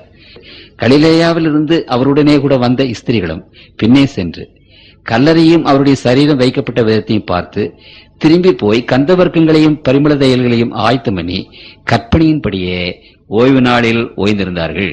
புரியுதுல? வெள்ளிக்கிழமை சாயந்தரம் 3 மணிக்கு அவர் இறந்தார். பரிசுத்த ஓய்வு நாள் என்பது திருமறை பிரகாரமாக எப்பொழுது துவங்குகிறது எப்பொழுது முடிகிறது என்று திருமறை சொல்லுகிறது. இந்த திருமறையின் பிரகாரமாக ஒரு நாள் எப்பொழுது துவங்குகிறது என்று பார்க்கும்போது கர்த்தருக்குள் பிரியமானவர்களே, இந்த முதல் அதிகாரத்திலே ஆதியாகமம் 1வது அதிகாரத்திலேயே ஆண்டவர் இதை என்ன செய்தார் என்றால் நமக்கு சொல்லிட்டார். 5வது வசனத்திலே வாசிக்கிறேன். தேவன் வெளிச்சத்திற்கு பகல் என்று பெயரிட்டார், இருளுக்கு இரவு என்று பெயரிட்டார், சாயங்காலமும் விடிய காலமாகி 1ஆம் நாள் ஆயிற்று. சாயங்காலம் தான் முதல்ல வருது, அப்புறம் விடிய காலம். அப்படியானால் இது திருமறையில ஆங்கிலத்திலே நைட் அண்ட் டே என்று போடப்பட்டிருக்கிறது, ஈவினிங் அண்ட் மார்னிங். புரியுதுங்களா?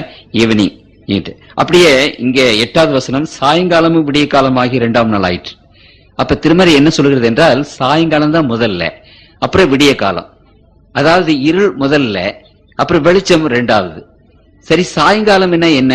சாயங்காலம் என்றால் எப்பொழுது துவங்குகிறது? மார்க் எழுதின சுவிசேஷம் 1ஆம் அதிகாரம் 32வது வசனம். வேதம் தான் அதுக்கு விளக்கம் சொல்லணும்.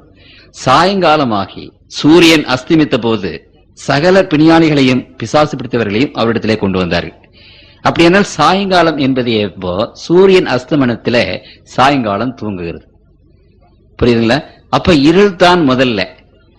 இங்கு பரிசுத்த ஓய்வு நாளை ஆசரிக்கும்படி ஆண்டவர் சொல்லும் போது அது எப்பொழுது ஆசரிக்க வேண்டும் என்று ஆண்டவர் சொல்லுகிறார். லேவியராகமம் 23வது அதிகாரம் 32வது. அது உங்களுக்கு விசேஷித்த ஓய்வு நாள், அதில் உங்கள் ஆத்மாக்களை தாழ்மைப்படுத்த வேண்டும். அந்த மாதத்தின் 9ஆம் தேதி சாயங்காலம் துவங்கி மறுநாள் சாயங்காலம் மட்டும் ஓய்வை ஆசரிக்கிறவர்கள். சாயங்காலம் தொடங்கி மறுநாள் சாயங்காலம் வரைக்கும். அப்ப சாயங்காலம் என்பது என்ன? சூரிய அஸ்தமனம். அப்படியானால் ஓய்வு நாள் எப்பொழுது ஆரம்பமாகிறது? வெள்ளிக்கிழமை சூரிய அஸ்தமனத்திலிருந்து சனிக்கிழமை சூரிய அஸ்தமனம் வரைக்கும் 7வது நாள் பைபிள் பிரகாரம். இன்றைக்கு மகமதியர்கள் சரியாக அதை கை கொள்கிறார்கள். இப்ப இந்த இரவை நாம் என்ன சொல்லுகிறோம்? வெள்ளிக்கிழமை இரவு என்று சொல்லுகிறோம், இல்லைங்களா? ஆனா மகமதிகளை போய் கேட்டு பாருங்க, இது சனிக்கிழமை இரவுன்னு சொல்லுவாங்க. ஏனென்றால் ஒரு நாளில துவக்கம் என்ன செய்கிறது? இருட்டில் தான் வருது.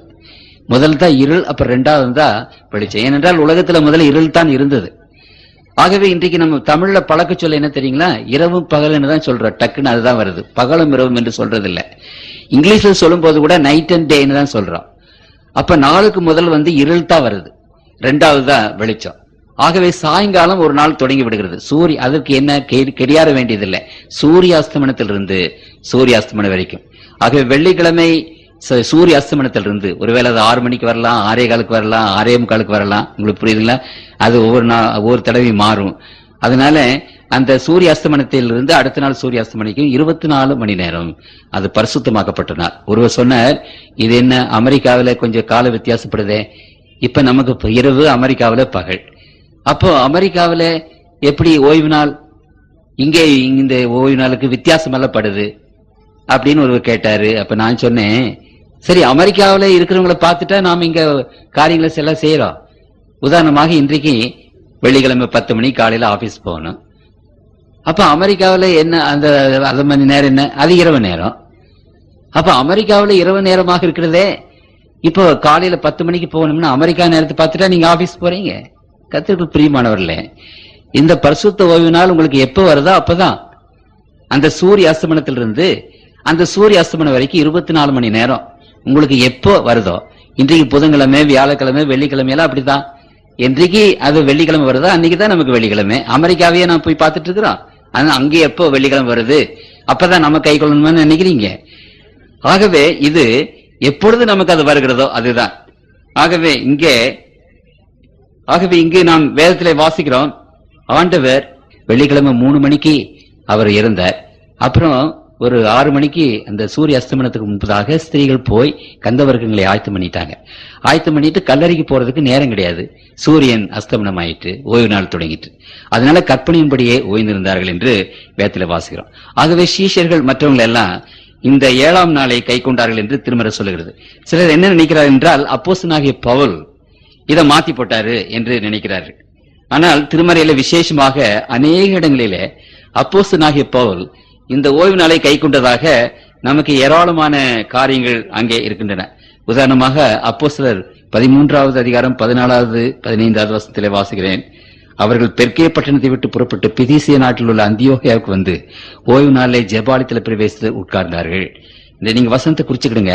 அதை பற்றி 27வது வசனம், எருசலேமில் குடியிருக்கிறவர்களும் அவர்கள் அதிகாரிகளும் அவரை அறியாமலும் ஓய்வு நாள் தோறும் வாசிக்கப்படும் தீர்க்கதரிசன வசனங்களின் வாக்கியங்களை நிறைவேற்றினார்கள். ஓய்வு நாள் தோறும் அந்த சபை இருக்கிறது என்று அங்கே நான் பார்க்கிறோம். 43வது 44வது வசனத்துல அங்கு சொல்லுகிறார், ஜெபாலயத்தில் கூடின சபை கலைந்து போன பின்பு யூதர்களும் யூத மார்க்க அமைந்த பக்தியுள்ளவர்களிலும் அநேகர் பவுலையும் பர்னபாவையும் பற்றுக் கொண்டார்கள். 44 அடுத்த ஓய்வு நாளிலே கொஞ்சம் குறைய பட்டணத்தார் அனைவரும் தேவ வசனத்தை கேட்கும்படி கூடி வந்தார்கள். அந்த பரிசுத்த நாளை அங்கு அப்போஸ்தலனாகிய பவுல் அங்கு பிரசங்கம் பண்ணுகிறார். அங்கே 15ஆம் அதிகாரம் குறித்துக் கொள்ளுங்கள். 15ஆம் அதிகாரம் 21வது வசனத்துல பரிசுத்த அப்போஸ்தலனாகிய பவுல் ஓய்வு நாளை கை கொண்டதை பற்றி பேசப்பட்டிருக்கிறது. 17ஆம் அதிகாரம் 2வது வசனத்திலே வாசிக்கிறேன். பவுல் தன் வழக்கத்தின்படியே அவரிடத்தில் போய் 3 ஓய்வு நாட்களில் வேத வாக்கியங்களை நியாயங்களை எடுத்து அவர்களுடைய சம்பாதிச்சு, வழக்கத்தின்படி இயேசு கிறிஸ்துவனுடைய வழக்கம் ஓய்வு நாளை கை கொள்கிற வழக்கம், அப்போஸ்தலனாகிய பவுலுடைய வழக்கம் தன்னுடைய வழக்கத்தின்படியே என்று அங்க வேதத்திலே எழுதப்பட்டிருக்கிறது. 18ஆம் அதிகாரத்திலே அங்கே கொரிந்து பட்டணத்திலே 4வது வசனம் 18 ஓய்வு நாள் தோறும் அவன் ஜெபாலயத்திலே சம்பாஷணை பண்ணி, கொரிந்து பட்டணத்திலே 1.5 வருஷம் இருந்த பவுல். அப்படியானால் ஏறக்குறைய 84 ஓய்வு நாட்கள் அந்த கொரிந்து பட்டணத்திலே அவன் கழித்தான் என்று அங்கே நாம் பார்க்கிறோம். இப்படியே அப்போஸ்தலனாகிய பவுல் மற்ற எல்லாருமே அந்த பரிசுத்த ஓய்வு நாளை ஆசரித்தார்கள். வெளியாகும் 1ஆம் அதிகாரம் 10வது வசனத்திலே பார்க்கிறோம், கர்த்தருடைய நாளில் ஆவிக்குள்ளானேன். அந்த யோவான் அப்போஸ்தலனாகிய யோவான் கர்த்தருடைய நாளிலே தரிசனம் அவர் கிடைத்தது. அநேகர் என்ன நினைக்கிறார்கள், கர்த்தருடைய நாள் என்பது ஞாயிற்றுக்கிழமை என்று நினைக்கிறார்கள். ஆனால் அதற்கு வேதத்துல எந்த விதமான அத்தாட்சியும் இல்லை. நான் உங்களுக்கு சொன்னேன், உதாரணமாக உங்களுக்கு நான் சொன்னேன், கர்த்தருடைய நாள் என்று திருமறையிலே அநேக இடங்களிலே யாருக்கு கொடுக்கப்பட்டிருக்கிறது, கர்த்தருடைய நாள் எந்த நாளுக்கு கொடுக்கப்பட்டிருக்கிறது என்று சொன்னால் மார்க் 2:27-28 வாசிக்கிறேன். ஆகையால் மனுஷகுமாரன் ஓய்வு நாளுக்கு மாண்டவராயிருக்கிறார். மனுஷகுமாரனுடைய நாள் ஓய்வு நாள். இங்கு ஏசாயா 58ஆம் அதிகாரம் 13வது வசனத்தில் வாசிக்கிறேன், என்னுடைய நாளாகிய ஓய்வு நாளிலே என்று சொல்கிறார். கர்த்தருடைய ஓய்வு நாள். ஆகவே இங்கு வேதம் முழுவதும் ஆண்டவருடைய நாள் என்பது ஓய்வு நாள் தான் ஆண்டவருடைய நாள் என்று பேசப்படுகிறது. அந்த ஓய்வு நாள் எது? 7ஆம் நாள் தான் ஓய்வு நாள் என்று பேசப்படுகிறது. ஆகவே கர்த்தருடைய நாளிலே என்று சொல்லும்போது அந்த ஓய்வு நாளிலே என்றுதான் அர்த்தமே ஒழிய அது முதல் நாளிலே என்று அங்கே அர்த்தமில்லை. ஆகவே கர்த்தருக்குள் பிரியமானவர்களே, ஆண்டவராக இயேசு கிறிஸ்துவானவர் இந்த சீஷர்களுக்கு பிற்பாடு ஒரு காரியத்தை குறித்து அவர் பேசினார். மத்தேயு எழுதின சுவிசேஷம் 24ஆம் அதிகாரம் 20வது வசனத்திலே அதை வாசிக்கிறேன். நீங்கள் ஓடி போவது, இதோ அந்த பட்டணத்தை முற்றுகை போடுவார்கள் ரோமர்கள், அப்பொழுது நீங்கள் ஓடிப்போங்கள் என்று சொன்னார். அப்படி நீங்கள் ஓடி போவது மாரி காலத்திலாவது ஓய்வு நாளிலாவது சம்பதியாகும்படிக்கு வேண்டிக் கொள்ளுங்கள். நீங்க ஜெபம் பண்ணிக்கிடுங்க. மாரி காலத்துல ஓடி போவது ரொம்ப கஷ்டம். ஓய்வு நாள்ல ஓடி போகக்கூடாது, ஏனென்றால் அன்னைக்கு பரிசுத்த ஓய்வு நாள். அப்படியானால் ரோமர்கள் 70வது ஆண்டில, கிறிஸ்து பிற்பாடு 70வது ஆண்டில தான் அந்த நகரத்தை முற்றுகை போட்டார்கள். அந்த 70வது ஆண்டை குறித்த ஆண்டவர் பேசும்போது பரிசுத்த ஓய்வு நாளை குறித்து அங்கு பேசுகிறார். அப்படியானால் திட்டவட்டமாக அந்த தீர்க்கதரிசனம் இருக்கிறது. அது மாத்திரமல்ல, திருமறை விசேஷமாக என்ன சொல்கிறது, திருமறை பேசும்போது இந்த பரிசுத்த ஓய்வு நாளினுடைய அந்த வாழ்க்கை எவ்வளவு தூரம் போகிறது என்று சொன்னால், ஏசாயா 66:22-23 வாசிக்கிறேன். நான் படைக்க போகிற புதிய வானமும் புதிய பூமி எனக்கு முன்பாக நிற்பது போல உங்கள் சந்ததியும் உங்கள் நாமமும் நிற்கும் என்று கர்த்தர் சொல்கிறார். அப்பொழுது மாதந்தோறும் ஓய்வு நாள் தோறும் மாம்சமான யாவரும் எனக்கு முன்பாக தொழுது கொள்வார்கள் என்று கர்த்தர் சொல்கிறார். அப்படியானால் புதிய வானம் புதிய பூமியில இந்த பரிசுத்த ஓய்வு நாளை ஆசரிப்பார்கள். அதை பற்றி உங்களுக்கு சொன்னேன். அங்கு தலைநகராக எருசலேம் பட்டணத்தில் நமக்கு ஒரு வீடு இருக்கும். நாம் அங்கே வெளியே போய் உலகம் முழுவதும் நமக்கு இஷ்டமான இடத்துல ஒரு வீட்டை கட்டிக் கொள்வோம். அங்கே நம்முடைய தோட்டத்தை போட்டு அங்கே குடியிருப்போம். ஆனால் வாரந்தோறும் அந்த ஓய்வு நாளிலே அங்கு எருசலேம் பட்டணத்துக்கு வந்து ஆண்டவரை தொழுது கொள்ள வருவோம். அப்ப மாசத்துக்கு ஒரு தடவை கனியை புசிக்க வருவோம், ஜீவ விருட்சத்தினுடைய கனியை புசிக்க வருவோம். ஆகவே பரிசுத்த ஓய்வு நாள் கர்த்தருக்குள் பிரியமானவர்களே, வேதத்தின்படி அது என்றென்றைக்கும் இருக்கிற ஓய்வு நாள் கட்டளையாது. ஏன் அது என்றென்றைக்கும்? இந்த அண்ட சராசரங்கள் எல்லாவற்றையும் படைத்தார் என்பதற்கு அடையாள சின்னம் ஓய்வு நாள். அது இந்த அண்ட சராசரங்கள் இருக்க வரைக்கும் இருக்கத்தான் செய்யும். புரியுதுங்களா? அது அழிந்து போகாது, அழித்து போட யாராலும் முடியாது. கர்த்தருக்குள் பிரியமான தேவனுடைய பிள்ளைகளே, ஆகவே இந்த வேத புத்தகத்துல இந்த பரிசுத்த ஓய்வு நாள் அது தொடங்கி, இந்த ஆதியில இருந்து தொடங்கி அது என்றென்றைக்கும் இருக்கும் என்று சொல்லி முடிக்கிறது. அப்படியானால் அடுத்த கேள்வி என்ன? முதல் நாளை பற்றி வேதத்திலே இல்லையா என்ற ஒரு கேள்வி.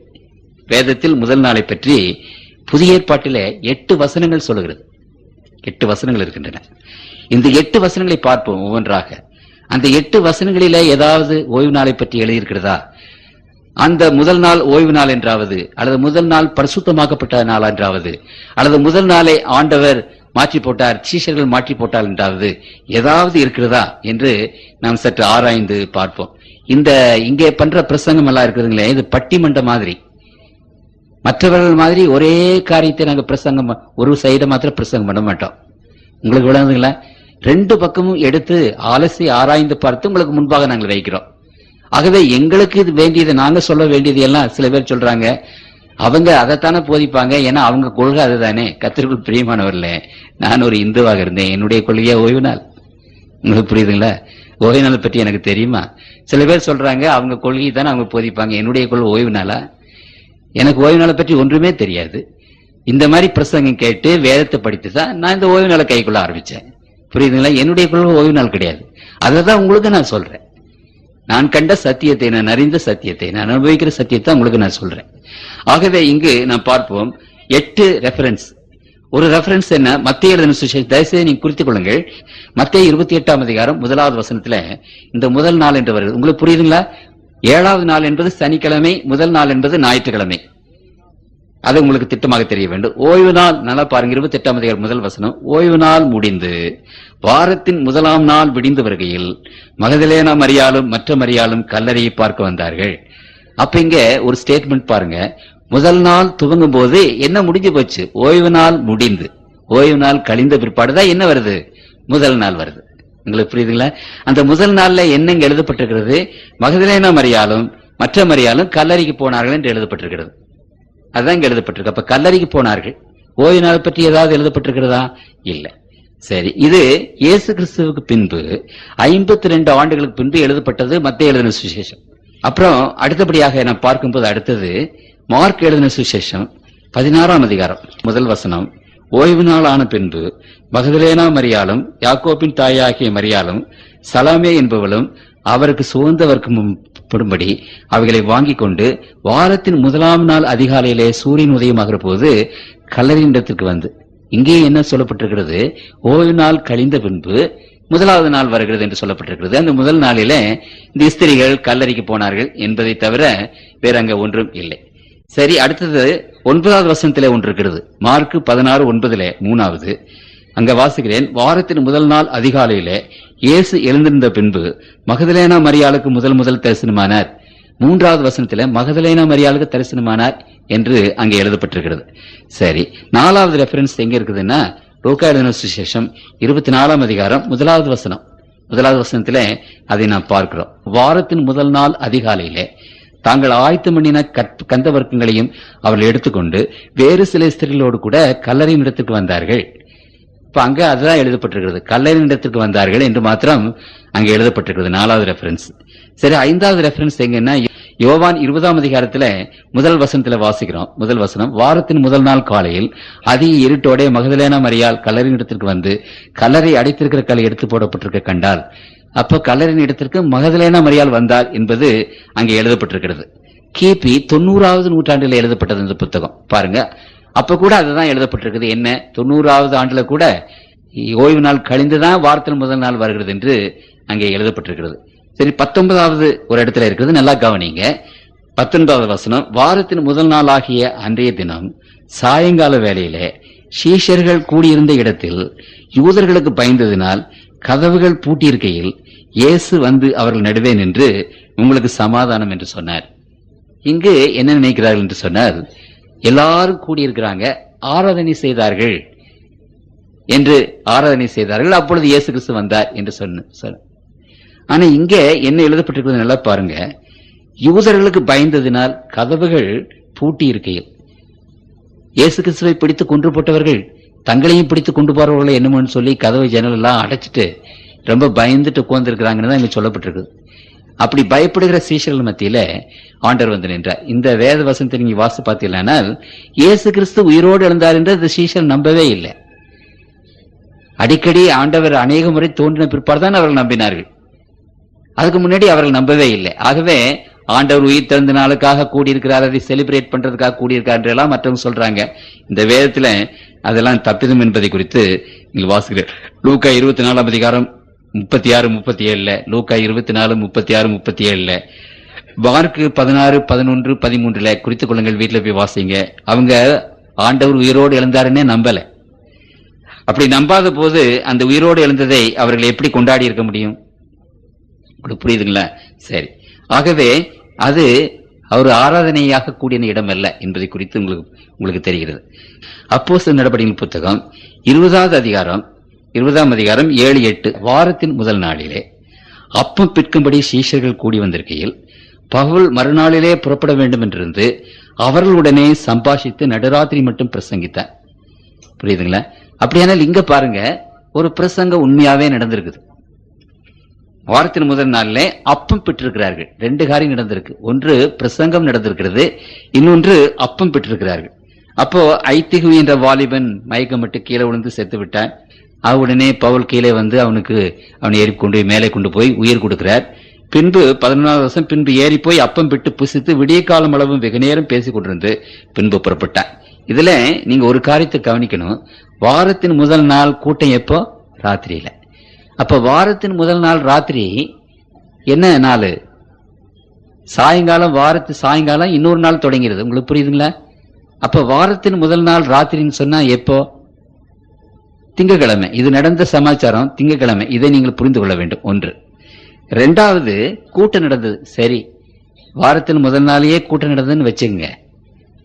கூட்டம் நடக்கிற நாளெல்லாம் பரிசுத்தமான நாளா? அது ஓய்வு நாளா?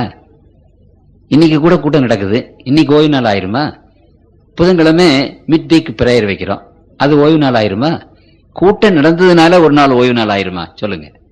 இன்னைக்கு ஜனங்கள் அப்படி பேசுறாங்க. விளங்குதுல? ஆண்டவர் அவர் ஒரு நாளை தெரிந்து கொண்டார், அவர் அதிலே ஓய்ந்திருந்தார், அதை அவர் ஆசீர்வதித்தார், அதை அவர் பரிசுத்தப்படுத்தினார். உங்களுக்கு புரியுதுங்களா? இவ்வளவு செய்து ஒரு ஓய்வு நாள் உண்டாக்கி இருக்கார் கடவுள். அவருடைய பிரசனத்தை வச்சு உண்டாக்கி இருக்கிறார். இங்க இவர்கள் கூட்டம் நடத்தினால் அந்த கூட்டம் நடந்ததுனால ஒரு நாள் ஓய்வு நாள் ஆயிருமா? நம்ம எல்லா வாரத்துல எத்தனையோ நாள் தான் கூட்டம் நடத்துறோம். கூட்டம் நடக்கும் போதெல்லாம் ஓய்வு நாள் ஆயிருமா? அது அங்க என்ன சொல்லப்பட்டிருக்கிறது? அடுத்த நாள் பவுல் போக வேண்டிய சூழ்நிலை, அதனால அவர் ராத்திரியெல்லாம் என்ன செய்யறாரு? பிரசங்கம் பண்ணாருன்னு சொல்லப்பட்டிருக்கு. சரி, ஒன்று. 2வது, அப்பம் பிட்டார்கள், அதனால அது ஓய்வு நாள் ஆயிட்டுன்னு அநேகர் நினைக்கிறாங்க. அப்பம் பிட்டார்கள் என்பதனாலே ஒரு நாள் ஓய்வு நாள் ஆயிருமா?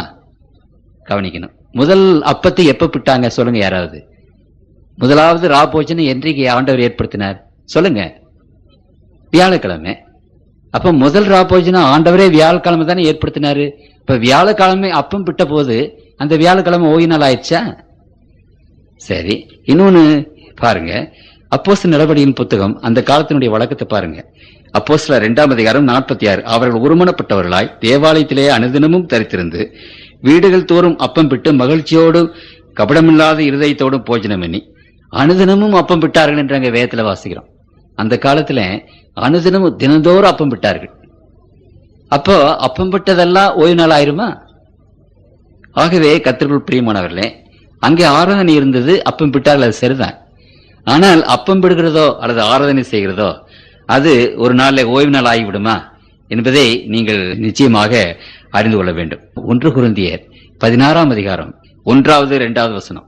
பரிசுத்தவான்களுக்காக சேர்க்கப்படும் தர்ம பணத்தை குறித்து நான் கலாத்திய நாட்டு சபைகளுக்கு பண்ணின திட்டத்தின்படியே நீங்களும் செய்யுங்கள்.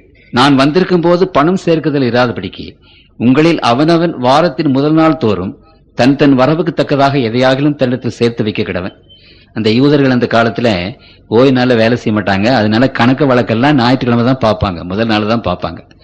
ஆகவே நீங்க கணக்கு வழக்கு பார்க்கும்போது இந்த தர்ம பணத்துக்குன்னு சபைகளுக்கு உதவிக்காக கொஞ்சம் பணத்தை எடுத்து வைங்கன்னு சொல்றாரு பவுலிங்க. இது சில பேர் என்ன சொல்றாங்க, காணிக்கை எடுத்தார்கள், அதனால அங்க கூட்டம் நடந்திருக்கிறது, காணிக்கை எடுத்தார்கள், அதனால அது ஓய்வு நாள்னு சொல்றாங்க. இங்க காணிக்கை எடுத்ததாக சொல்லல. சரி, அப்படியே வச்சுக்கிடுங்க, காணிக்கை எடுத்தார்கள் என்றே வைத்துக் கொள்வோம். அப்ப காணிக்கை எடுக்கிற நாளெல்லாம் ஓய்வு நாள் ஆயிருமா? இன்றைக்கு எத்தனையோ எல்லா இடங்களையும் கூட்டம் நடத்துறாங்க, காணிக்கை எடுக்கிறாங்க. காணிக்கை எடுப்பது ஒரு நாளை ஓய்வு நாள் ஆகுமா? கர்த்தருக்குள் பிரியமானவர்களே, இந்த 8 வசனங்களையும் நீங்கள் எப்படிதான் புரட்டி புரட்டி ஆராய்ந்து பார்த்தாலும், இந்த 8 வசனங்களிலே அந்த நாள் முதல் நாள் பரிசுத்தமான நாள் என்றோ, அந்த முதல் நாள் கடவுள் மாற்றி போட்டார் என்றோ, அது சீஷர்கள் அதை மாற்றி போட்டாருன்னு இல்லை. நீங்க ஒண்ணு தெரிஞ்சுக்கிடணும், நாங்கெல்லாம் இந்த சபையில பிறந்தவங்க இல்லை, நாங்கெல்லாம் வெளியிருந்து வந்தவங்க. அப்ப வெளியிலே இருந்து நாங்கள் வரும்போது இந்த ஓய்வு நாளுக்கு விரோதமாக என்னென்ன இருக்கிறது என்பதை பற்றி பிடித்து கொண்டு அதை வைத்து நாங்களும் இவ்வளவோ வாதாடினவங்க. அதனால உங்களுக்கு இருக்கிற என்னென்ன கொஸ்டின்ஸ் இருக்குதோ அந்த கொஸ்டினுக்கு மேல எனக்கு இருந்தது. நான் அதையெல்லாம் வாதாடி பார்த்து ஒன்னும் வேதத்தில இருந்து ஒரு காரியம் இல்லை என்று சொல்லிவிட்டு தான் வேற வழி இல்லாம, உங்களுக்கு புரியுதுங்களா, ஆண்டவர் சொன்ன வாக்கை கடைபிடிக்க வேண்டும் என்று சொல்லிதான் நாங்கள் இதை கடைபிடித்துக் கொண்டிருக்கிறேன். அதனால நீங்க என்னென்ன மனசுல ஒரு வாதம் இருக்கிறதோ அல்லது ஆர்குமெண்ட் இருக்கிறதோ அதெல்லாம் எனக்கு இருந்தது, அதை விட அதிகமாக இருந்தது எனக்கு. ஆகவே இங்க பாருங்க, லேவியராகமம் 23ஆம் அதிகாரம் 7வது வசனம் பாருங்க. 7வது வசனம், முதலாம் நாள் உங்களுக்கு பரிசுத்தமான சபை கூடுதல். அதுல சாதாரணமான யாதொரு வேலையும் செய்ய வேண்டாம். நான் இந்த சத்தியத்தை அடைவதற்கு முன்னாடி இந்த வசனம் எனக்கு ரொம்ப வரப்பிரசாதமா இருந்தது. உடனே இந்த வசனத்தை தூக்கிட்டு உடனே இந்த பாதி ஏறிட்ட, என்னையா சொல்றீங்க இப்போ? இங்க பாத்தீங்களா, முதலாம் நாள் உங்களுக்கு பரிசுத்தமான நாள், சபை கூடுதல் நாள்னு போட்டிருக்கு. நீங்க பரிசுத்தமான நாள்னு போட்டிருக்கிறத காட்டுங்கன்னு சொன்னீங்களே, இதை பாருங்க காட்டிட்டேன். அதனால முதலாம் நாள் பரிசுத்தமாக்கப்பட்ட நாள், ஞாயிற்றுக்கிழமை தான் ஓய்வு நாள் இந்த வசனத்தின்படி என்று ரொம்ப சந்தோஷமா ஒரு வெற்றியோட ஆர்ப்பரிப்போடு சொன்னேன். அப்ப அவர் சொல்றாரு, சரி நீங்க முதல் நாள் அந்த 5வது வசனத்தை வாசிங்க, 5வது வசனத்தை வாசிங்க. 5வது வசனத்துல என்ன சொல்லப்பட்டிருக்குது? முதலாம் மாதம் 14ஆம் தேதி அந்தி நேரமாகிற வேளையிலே கர்த்தரின் பஸ்கா பண்டிகை. அந்த மாதம் 15ஆம் தேதி கர்த்தருக்கு புளிப்பில்லாத அப்ப பண்டிகையுமா இருக்கும். 7 நாள் புளிப்பில்லாத அப்பங்களை புசிக்க வேண்டும். பஸ்கா பண்டிகை 7 நாள். எப்ப தொடங்குது? முதலாம் மாதம் 14ஆம் தேதியில தொடங்குது, 21ஆம் தேதி முடியுது. சரி, அப்போ இந்த 7 நாள் புளிப்பில்லாத அப்பங்களை புசிக்க வேண்டும். அந்த 7 நாள்ல முதலாவது நாள், புரியுதுங்களா? 7 நாள்ல முதலாவது பண்டிகை 7 நாள். அந்த 7 நாள்ல முதலாவது நாள் பரிசுத்தமான நாள்னு போடப்பட்டிருக்கு. அப்படின்னு என்ன? முதலாவது மாதம் 14ஆம் தேதி பற்றி போடப்பட்டிருக்கு. அந்த முதலாவது நாளும் 14ஆம் தேதி எந்த நாள்ல வேணாலும் வரும். நீங்க கிறிஸ்துமஸ் போன வருஷம் வந்த மாதிரி இந்த வருஷம் வராது, நாட்கள் மாறிக்கொண்டே போகும். அதே மாதிரி இது பண்டிகை நாள். அந்த 7 நாள்ல முதலாவது நாள், அதாவது டேட் பிரகாரம், இது தேதி பிரகாரம், வாரத்தின் முதல் நாள் இல்லை அது. புரியுதுங்களா உங்களுக்கு? ஆகவே கர்த்தருக்குள் பிரியமானவர்களே, இந்த வேத வசனத்தை நீங்கள் எப்படி புரட்டி புரட்டி புரட்டி புரட்டி படிச்சாலும் இந்த பரிசுத்த ஓய்வு நாள் 7வது நாள் என்பதையும், முதல் நாள் என்பது இந்த வேதத்தில் பரிசுத்தமாக்கப்படவில்லை அல்லது ஓய்வு நாள் இல்லை என்பதையும் வேதம் வெகு திட்டவட்டமாக நமக்கு சொல்லுகிறது. கிப்பன் என்று சொல்லப்பட்ட ரோமன் கத்தோலிக் கார்டினல், அவர் faith of our fathers 12 volume எழுதியிருக்கிறார். அதை தான் அந்த ரோமன் கத்தோலிக் பாஸ்டர்ஸ் எல்லாம் படிக்கிறாங்க. பிரில்லியன்ட் மேன், ஒரு பெரிய சரித்திர ஆசிரியர். அவர் சொல்லுகிறார், you may read the Bible from Genesis to Revelation and you will not find a single line authorising the sanctification of Sunday. அநேகர் இங்கிலீஷ் தெரிந்தவர்கள் இருக்கிறீர்கள். இங்கே நீங்க வேதத்துல ஒரு பக்கத்துல இருந்து, முதல் பக்கத்துல இருந்து கடைசி பக்கத்து வரைக்கும் நீங்க படிக்கலாம். அப்படி படித்தாலும் அங்கு ஞாயிற்றுக்கிழமை பரிசுத்தமாக்கப்பட்டது அல்லது ஓய்வு நாள் என்பதை குறித்து ஒரு லைன் கூட, ஒரு வரி கூட அங்கே கிடையாது என்று ஃபெய்த் ஆஃப் அவர் ஃபாதர்ஸ் என்ற புத்தகத்தில் 110வது எடிசன், பக்கம் 72-73. R.W. டேல், பிரிட்டிஷ் காங்கிரிகேஷனல் என்ற அந்த சர்ச்சை சேர்ந்தவர் எழுதுகிறார். இந்த 10 Commandments என்ற அந்த புத்தகம் அவர் எழுதியிருக்கிறார். 104-106வது பக்கத்தில், it is quite clear that however rigidly or devotedly we may spend Sunday, we are not keeping the Sabbath. ஞாயிற்றுக்கிழமையை நீங்க எவ்வளவு பரிசுத்தமாக, எவ்வளவு வைராக்கியமாக நீங்கள் ஆசரித்தாலும் நீங்கள் ஓய்வு நாளை ஆசரிக்கவில்லை என்பது திட்டமாக உங்களுக்கு தெரிய வேண்டும். The Sabbath was founded on a specific divine command. ஆண்டவர் சொன்ன ஒரு விசேஷமான கற்பனையின் மேலே அந்த ஓய்வு நாள் கட்டப்பட்டிருக்கிறது. ஆக we plead no such command for the obligation to observe Sunday.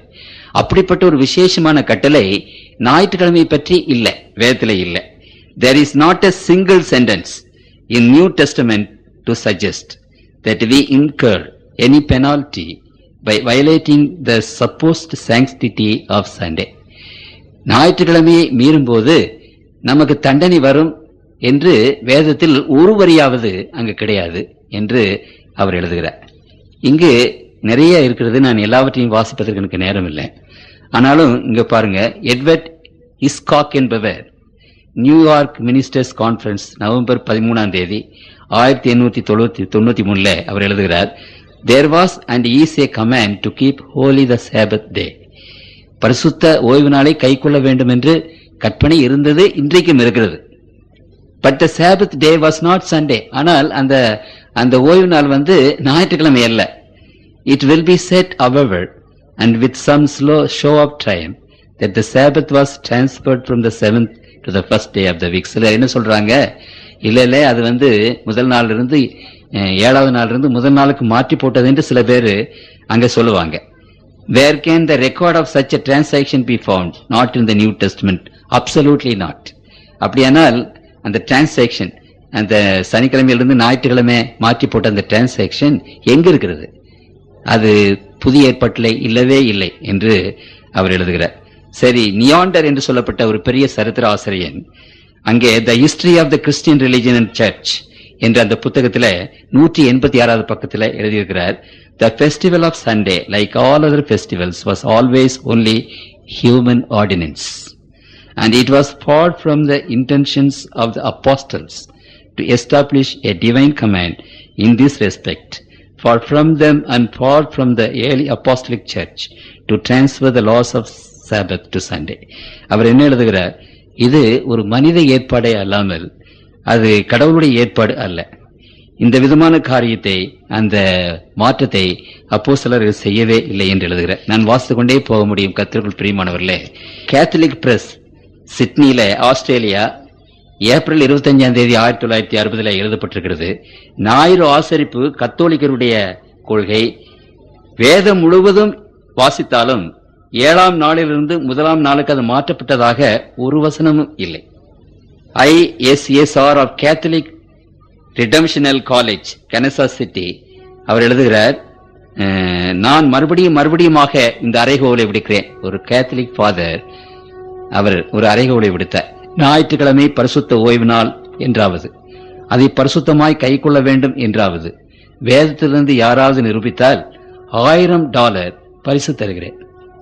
இது பற்றி மறுபடியும் நான் என்ன சொல்கிறார் என்றால், இப்படி நான் அநேக முறை மேற்படி சவால் விட்டும் யாரும் இந்த பரிசை பெற்றுக்கொள்ள இதுவரைக்கும் வரவில்லை. ஏனென்றால் அப்படிப்பட்ட கருத்து வேதாகமத்தில் இல்லை. ஞாயிறு ஆசரிப்பு கத்தோலிக்க திருச்சபையின் கொள்கை. நீங்கள் ஞாயிற்றுக்கிழமை ஆசரிக்கும் போது கத்தோலிக்க திருச்சபையை பின்பற்றுகிறீர்களே அன்றி வேதத்தை பின்பற்றுகிறதில்லை. இப்படி கத்தோலிக்க ஒன்றாக திருச்சபை மார்க்கத்தினர் ஏன் எங்களோடு கூட மறுபடியும் சேர்ந்து ஒன்றாக இருக்கக்கூடாது என்று சொல்கிறார்கள்.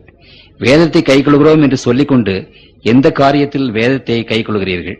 குறிப்பு, புராட்டஸ்டன்ட் மார்க்கத்தினர் ஓய்வு நாள் ஆசரிப்பு, பண்டிகை கொண்டாடுதல், சிறுபிள்ளை ஞானஸ்நானம், பொது விசுவாச பிரமாணம், பாவ அறிக்கை, திருமண ஒப்பந்தம், மத்திய சித்த ஒழுங்கு, பாதிரியாரின் உடுப்புகள், இது போன்றவைகள் 100% காரியங்களில் கத்தோலிக்கர்களையே பின்பற்றி வருகிறார்கள். சமீபத்தில் கத்தோலிக்க குருமார்கள் மேலே சொன்ன பரிசை $5000 மாற்றி புராட்டஸ்டன்ட் மார்க்கத்தாருக்கு அறைகோல் விடுகிறார்கள். மற்ற புராட்டஸ்டன்ட் சபையினர் இது பற்றி என்ன சொல்கிறார்கள்? கர்த்தருக்குள் பிரியமானவர்களே, இன்றைக்கு இந்த அறைகோவல் என்ன அறைகோவல்? யாராவது ஞாயிற்றுக்கிழமை பரிசுத்தமான நாள் என்றாவது, ஞாயிற்றுக்கிழமை சனிக்கிழமையிலிருந்து ஞாயிற்றுக்கிழமைக்கு ஓய்வு நாளை மாற்றிவிட்டார்கள் என்றாவது, இந்த வேதத்திலிருந்து ஒரு வசனத்தை யாராவது எடுத்து காட்டுவார்களானால் அவர்களுக்கு $5000 பரிசு கொடுக்கிறேன் என்று கத்தோலிக்க திருச்சபை அறைகோவல் விடுகிறது. நான் அறைகோவல் விடல. உங்களுக்கு புரியுதுங்களா? இன்றைக்கு இத்தனை பாதிரிமார்கள் இருக்கிறாங்களே, எவ்வளவு சபைகள் இருக்கிறது. யாராவது உங்களுக்கு ஒரு வசனத்தை எடுத்து கொடுங்க. $5000 இன்னைக்கு 1,50,000 ஆயிடுச்சு இல்லைங்களா? நீங்க யாராவது ஒரு வசனத்தை கொண்டு வந்து நீங்கள் கொடுத்தீங்களானால் உங்களுக்கு 1,50,000. இனி கத்தோலிக்க திருச்சபை சவால் விடுது. நான் சவால் விடல. உங்களுக்கு நான் சொல்றது புரியுதுங்களா? கர்த்தருக்குள் பிரியமானவர்களே, வேதம் மாத்திரமல்ல சரித்திரமும் மிக மிக இதை தெளிவாக தம்முடைய பிள்ளைகளுக்கு சொல்லுகிறது. இவ்வளவு தூரம் சொல்லி அப்புறம் நாமெல்லாம் மறுபடியும் நமக்கு தெரியாது. கர்த்தருக்குள் பிரியமானவர்களே, சாத்தான் விசேஷமான காரியங்களை தேவனுடைய பிள்ளைகளிடத்திலிருந்து மறைத்து விடுகிறான். அது உங்களுக்கு தெரியணும். நாம் எல்லாரும் ரட்சிக்கப்படக்கூடாது, எப்படியாவது நரகத்துக்கு போகணும். அதுதான் சாத்தானுடைய விருப்பம். அப்படி ரட்சிக்கப்படக்கூடாது என்பதற்காக ரட்சிப்பின் படியில என்னென்ன விசேஷமான காரியங்கள் இருக்கிறதோ அது எல்லாம் சாத்தான் மறைச்சிட்டான். சாத்தான் அதை எடுத்து போட்டான், நம்முடைய கண்களை குருடாக்கிட்டான். ஆகவே கர்த்தருக்குள் பிரியமானவர்களே, ஆண்டவர் தம்முடைய மிகுந்த கிருபையினாலே இப்பொழுது உலகமெங்கும் இருக்கிற தேவனுடைய பிள்ளைகளுக்கு இந்த சத்தியத்தை சொல்லிட்டு இருக்கிறார். ரேடியோ மூலமாக, டெலிவிஷன் மூலமாக, புத்தகங்கள் மூலமாக, பத்திரிகைகள் மூலமாக இன்றைக்கு இந்த தூது போய்கொண்டே இருக்கிறது. எதனால இதை நாங்கள் சொல்ல உங்களுக்கு விரும்புகிறோம் என்றால், கர்த்தருக்குள் பிரியமானவர்களே, நாம் ரட்சிப்படைந்து தேவனுடைய ராஜ்யத்துக்கு போகணும். ஆகவே தேவனுடைய விசேஷமான ஒரு காரியம் பரிசுத்தத்தில் பங்கு பெறுதல் இந்த ஓய்வு நாளிலே ஆண்டவர் சேர்த்திருக்கிறார். அதுவே கை கொள்ள வேண்டும். தேவன் சொல்கிறதை கவனிங்கள். அப்போஸ்தலர் 17:30. அப்போஸ்தலர் 17:30. அறியாமையுள்ள காலங்களை தேவன் காணாதவர் போல இருந்தார். இப்பொழுதோ மனம் திரும்ப வேண்டும் என்று எங்குமுள்ள மனுஷருக்கு கட்டளை இடுகிறார். புரியுதுங்களா? அறியாத காலங்களை தேவன் மன்னித்து விட்டார். ஆனா இப்பொழுதோ சரி, ஒருத்தர் கேட்கிறாரு, நாங்க ஒரு 100-200 பேர் தானே இதை கேட்கிறோம், மற்றவங்க எல்லாம் கேட்கலையே, அப்புறம் என்ன செய்யறது? கர்த்தருக்குள் பிரியமானவர்களே, அதுதான் நான் சொன்னேன். இந்த கூட்டங்கள் மற்ற கூட்டங்களை போல் அல்ல. நீங்க புரிஞ்சுக்கிடணும். இந்த கூட்டத்தில் பேசப்படுகிறவர்கள் எவைகளோ இந்த ஊர்ப்புறங்கள் சுற்றில் இருக்கிற எல்லா ஜனங்களிடத்திலும் கடவுள் கேட்பாரு. உங்களுக்கு புரியுதுங்களா? ஐயோ எங்களுக்கு தெரியாதே, இது சாட்சியாக இன்றைக்கு பிரசங்கிக்கப்படுகிறது. இந்த கூட்டத்துக்கு நீங்க பணியிலையும் கஷ்டப்பட்டு வர்றீங்களே, நீங்கள் ரொம்ப ஆசீர்வதிக்கப்பட்டவர்கள் கர்த்தருக்குள் பிரியமானவர்களே. ஏன்னா நாளைக்கு நியாய தீர்ப்புல இங்க என்னென்ன வசனங்கள் பேசப்படுகிறதோ அதை பற்றி ஆண்டவர் கேட்பார். எங்களுக்கு தெரியாதுன்னு சொன்னா அதை ஆண்டவர் ஏற்றுக்கொள்ள மாட்டார். சாட்சியாக இது பிரசங்கிக்கப்படுகிறது. ஆகவே நீங்கள் இதை கேட்கிற தேவனுடைய பிள்ளைகள் ஆசீர்வதிக்கப்பட்ட பிள்ளைகள். தேவனுடைய வசனங்கள் திட்டவட்டமாக பேசுகிறது. இதுல ஏனோ தானு பேசல, திட்டவட்டமாக, தீர்மானமாக, டெபினிட்டாக, வெட்டொன்னு துண்டு ரெண்டு என்கிற விதமாக ஆண்டவர் விசேஷ விதமாக நாங்க பேசுகிறார். கருங்குருவி என்று நம்ம ஊர்ல இருக்கிறது, குயில் என்று அதை சொல்கிறோம். கருங்குருவி சொல்றாங்க. அது சின்னதா இருக்கும், அழகா பாடும். இந்த குயிலுக்கு முட்டையோட தான் தெரியுமே ஒழிய முட்டை அழகாக்க தெரியாது. அதனால என்ன செய்யும்னா, இந்த காகங்கள் முட்டையிடும் போது இது முட்டையிட்டு காகங்கள் கூட்டுல போய் முட்டையிட்டுரும். இந்த காகங்களுக்கு இந்த ஆல்ஜிப்ரா மேத்தமெட்டிக்ஸ் எல்லாம் தெரியாது. சரி, 4 முட்டை தானே இருந்தது, இன்னைக்கு 6 முட்டை வந்துருச்சுன்னா அதுக்கு தெரியாது. அது என்ன செய்யணும், அது 10 முட்டை இந்த கருங்குருவி முட்டையெல்லாம் சேர்த்து நல்லா அடக்காக்கும். அடக்காத்து குஞ்சு பொறிச்சுட்டா அது குஞ்சு, காகத்தினுடைய குஞ்சு கருப்பா தான் இருக்கும், இதுவும் கருப்பா தான் இருக்கும். அதனால முதல்ல தெரியாது. சில வாரங்கள் கழித்து தான் காகங்கள் கொஞ்சம் பெருசாக ஆரம்பிக்கும், அந்த கருங்குருவி கொஞ்சம் சின்னதா தான் இருக்கும். அப்பதான் அந்த காகங்கள் அந்த குஞ்சை விரட்டுன்னு விரட்டி அடிக்கும். கிறிஸ்தவ மார்க்கத்திலே, கர்த்தருடைய பிள்ளைகளுடைய ஜீவியத்திலே, மார்க்கத்திலே இன்னைக்கு யாரோ ஒருத்தர் இந்த ஞாயிற்றுக்கிழமை முட்டையை விட்டுட்டாங்க. அதை கிறிஸ்துவலாகி நாம் எல்லாரும் பத்திரமா அடகாத்து, ரொம்ப ஃபெய்த்ஃபுல்லா அடகாத்து என்ன செய்துட்டு இருக்கிறோம், உட்கார்ந்துட்டு இருக்கிறோம். கர்த்தருக்குள் பிரியமான தேவன் உட்படியல தெரியாமதான், புரியாமதான். புரியுதுங்களா? ஆகவேதான் கர்த்தர் தம்முடைய பிள்ளைகளை பார்த்து விசேஷமாக இன்றைக்கு என்ன சொல்கிறார், இந்த பரிசுத்த ஓய்வு நாள். லூதர் சாஸ்தியரை பற்றி நான் வாசித்த போது கர்த்தருக்குள் பிரியமானவர்களே, அந்த படிக்கட்டிலே முழங்கால் படியிலே ஏறினார். பேதுரு அங்கு நடந்த படிக்கட்டு என்று அந்த செயின்ட் பீட்டர் சர்ச்சில் வைத்திருக்கிற அந்த படிக்கட்டு, அந்த படிக்கட்டு மத்தியிலே போகும்போது நீதிமான் விசுவாசத்தால் பிழைப்பான் என்று அவருக்கு ஒரு சத்தம் கேட்டது. இந்த மாதிரியான கிரியினாலே ரட்சிப்பு கிடையாது, விசுவாசத்தினால்தான் ரட்சிப்பு என்று கேட்டது. அவர் உடனே கத்தோலிக்க சபைக்கு விரோதமாக எழுதினார். அப்பொழுது டைட் வாம் என்ற பட்டணத்திலே அவரை கூப்பிட்டார்கள். எல்லா கத்தோலிக்க அதிகாரிகள், அரசர்கள் எல்லாரும். அந்த லூதர் சாஸ்திரியார் தனியாக நின்றார். A single man stood alone before the big officials. அவ்வளவு பெரிய சபை, அவ்வளவு பெரிய அரசாங்கம், ஆதிக்கம் எல்லாம், தனியொரு மனிதனாக நின்றான் லூதர். இந்த வேதத்திலே காட்டுங்க, show me from the Bible, I will believe. வேதத்திலே நீங்க காட்டுங்க, நான் நம்புறேன். இந்த வேத வசனத்துக்கு அப்பாற்பட்டு நான் நம்ப மாட்டேன். Here I stand. இதுதான் என்னுடைய ஸ்டாண்ட். இதுக்கு மேல என்னை கொன்னுக்கிடுங்க, என்னை என்ன வேணாலும் செய்துக்கிடுங்க. இந்த வேத வசனத்தை மீறி நான் ஒன்றும் செய்ய முடியாது, ஒன்றும் பேச முடியாது. கர்த்தருக்குள் பிரியமானவர்களே, அந்த லுத்தர் சாஸ்திரியார் இருந்து புராட்டஸ்டன்ட் மார்க் வந்தது.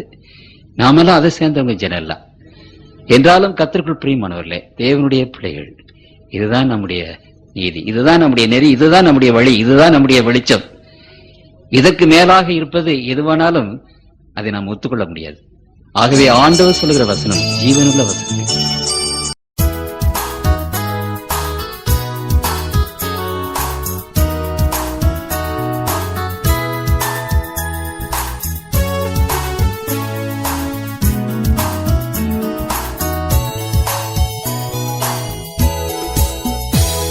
பரிசுத்த கூட்டமே சூவை போற்றி பாடி மகிழ்ந்தாடி அங்கே குடிட பரமானந்த கீதம் அங்கெழும்ப நீ அங்கிருப்பாயோ, நீ அங்கிருப்பாயோ, நீ அங்கிருப்பாயோ சொல்லின் மனமே.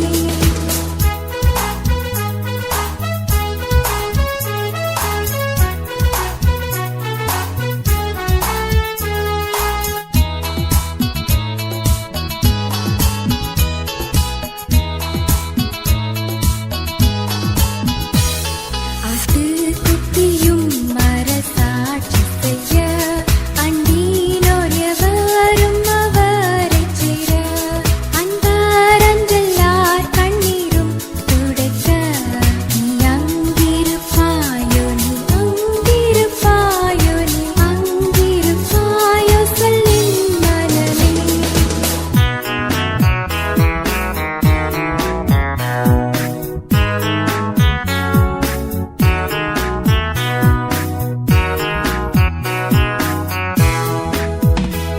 பேதுரு பவுலும் யோவானும் அன்றே பின்னும் முற்பிதாக்கள் அப்போஸ்தலரும் இரத்த சாட்சிகளும் திரளாய்க் கூட நீ அங்கிருப்பாயோ, நீ அங்கிருப்பாயோ, நீ அங்கிருப்பாயோ சொல்லின் மனமே.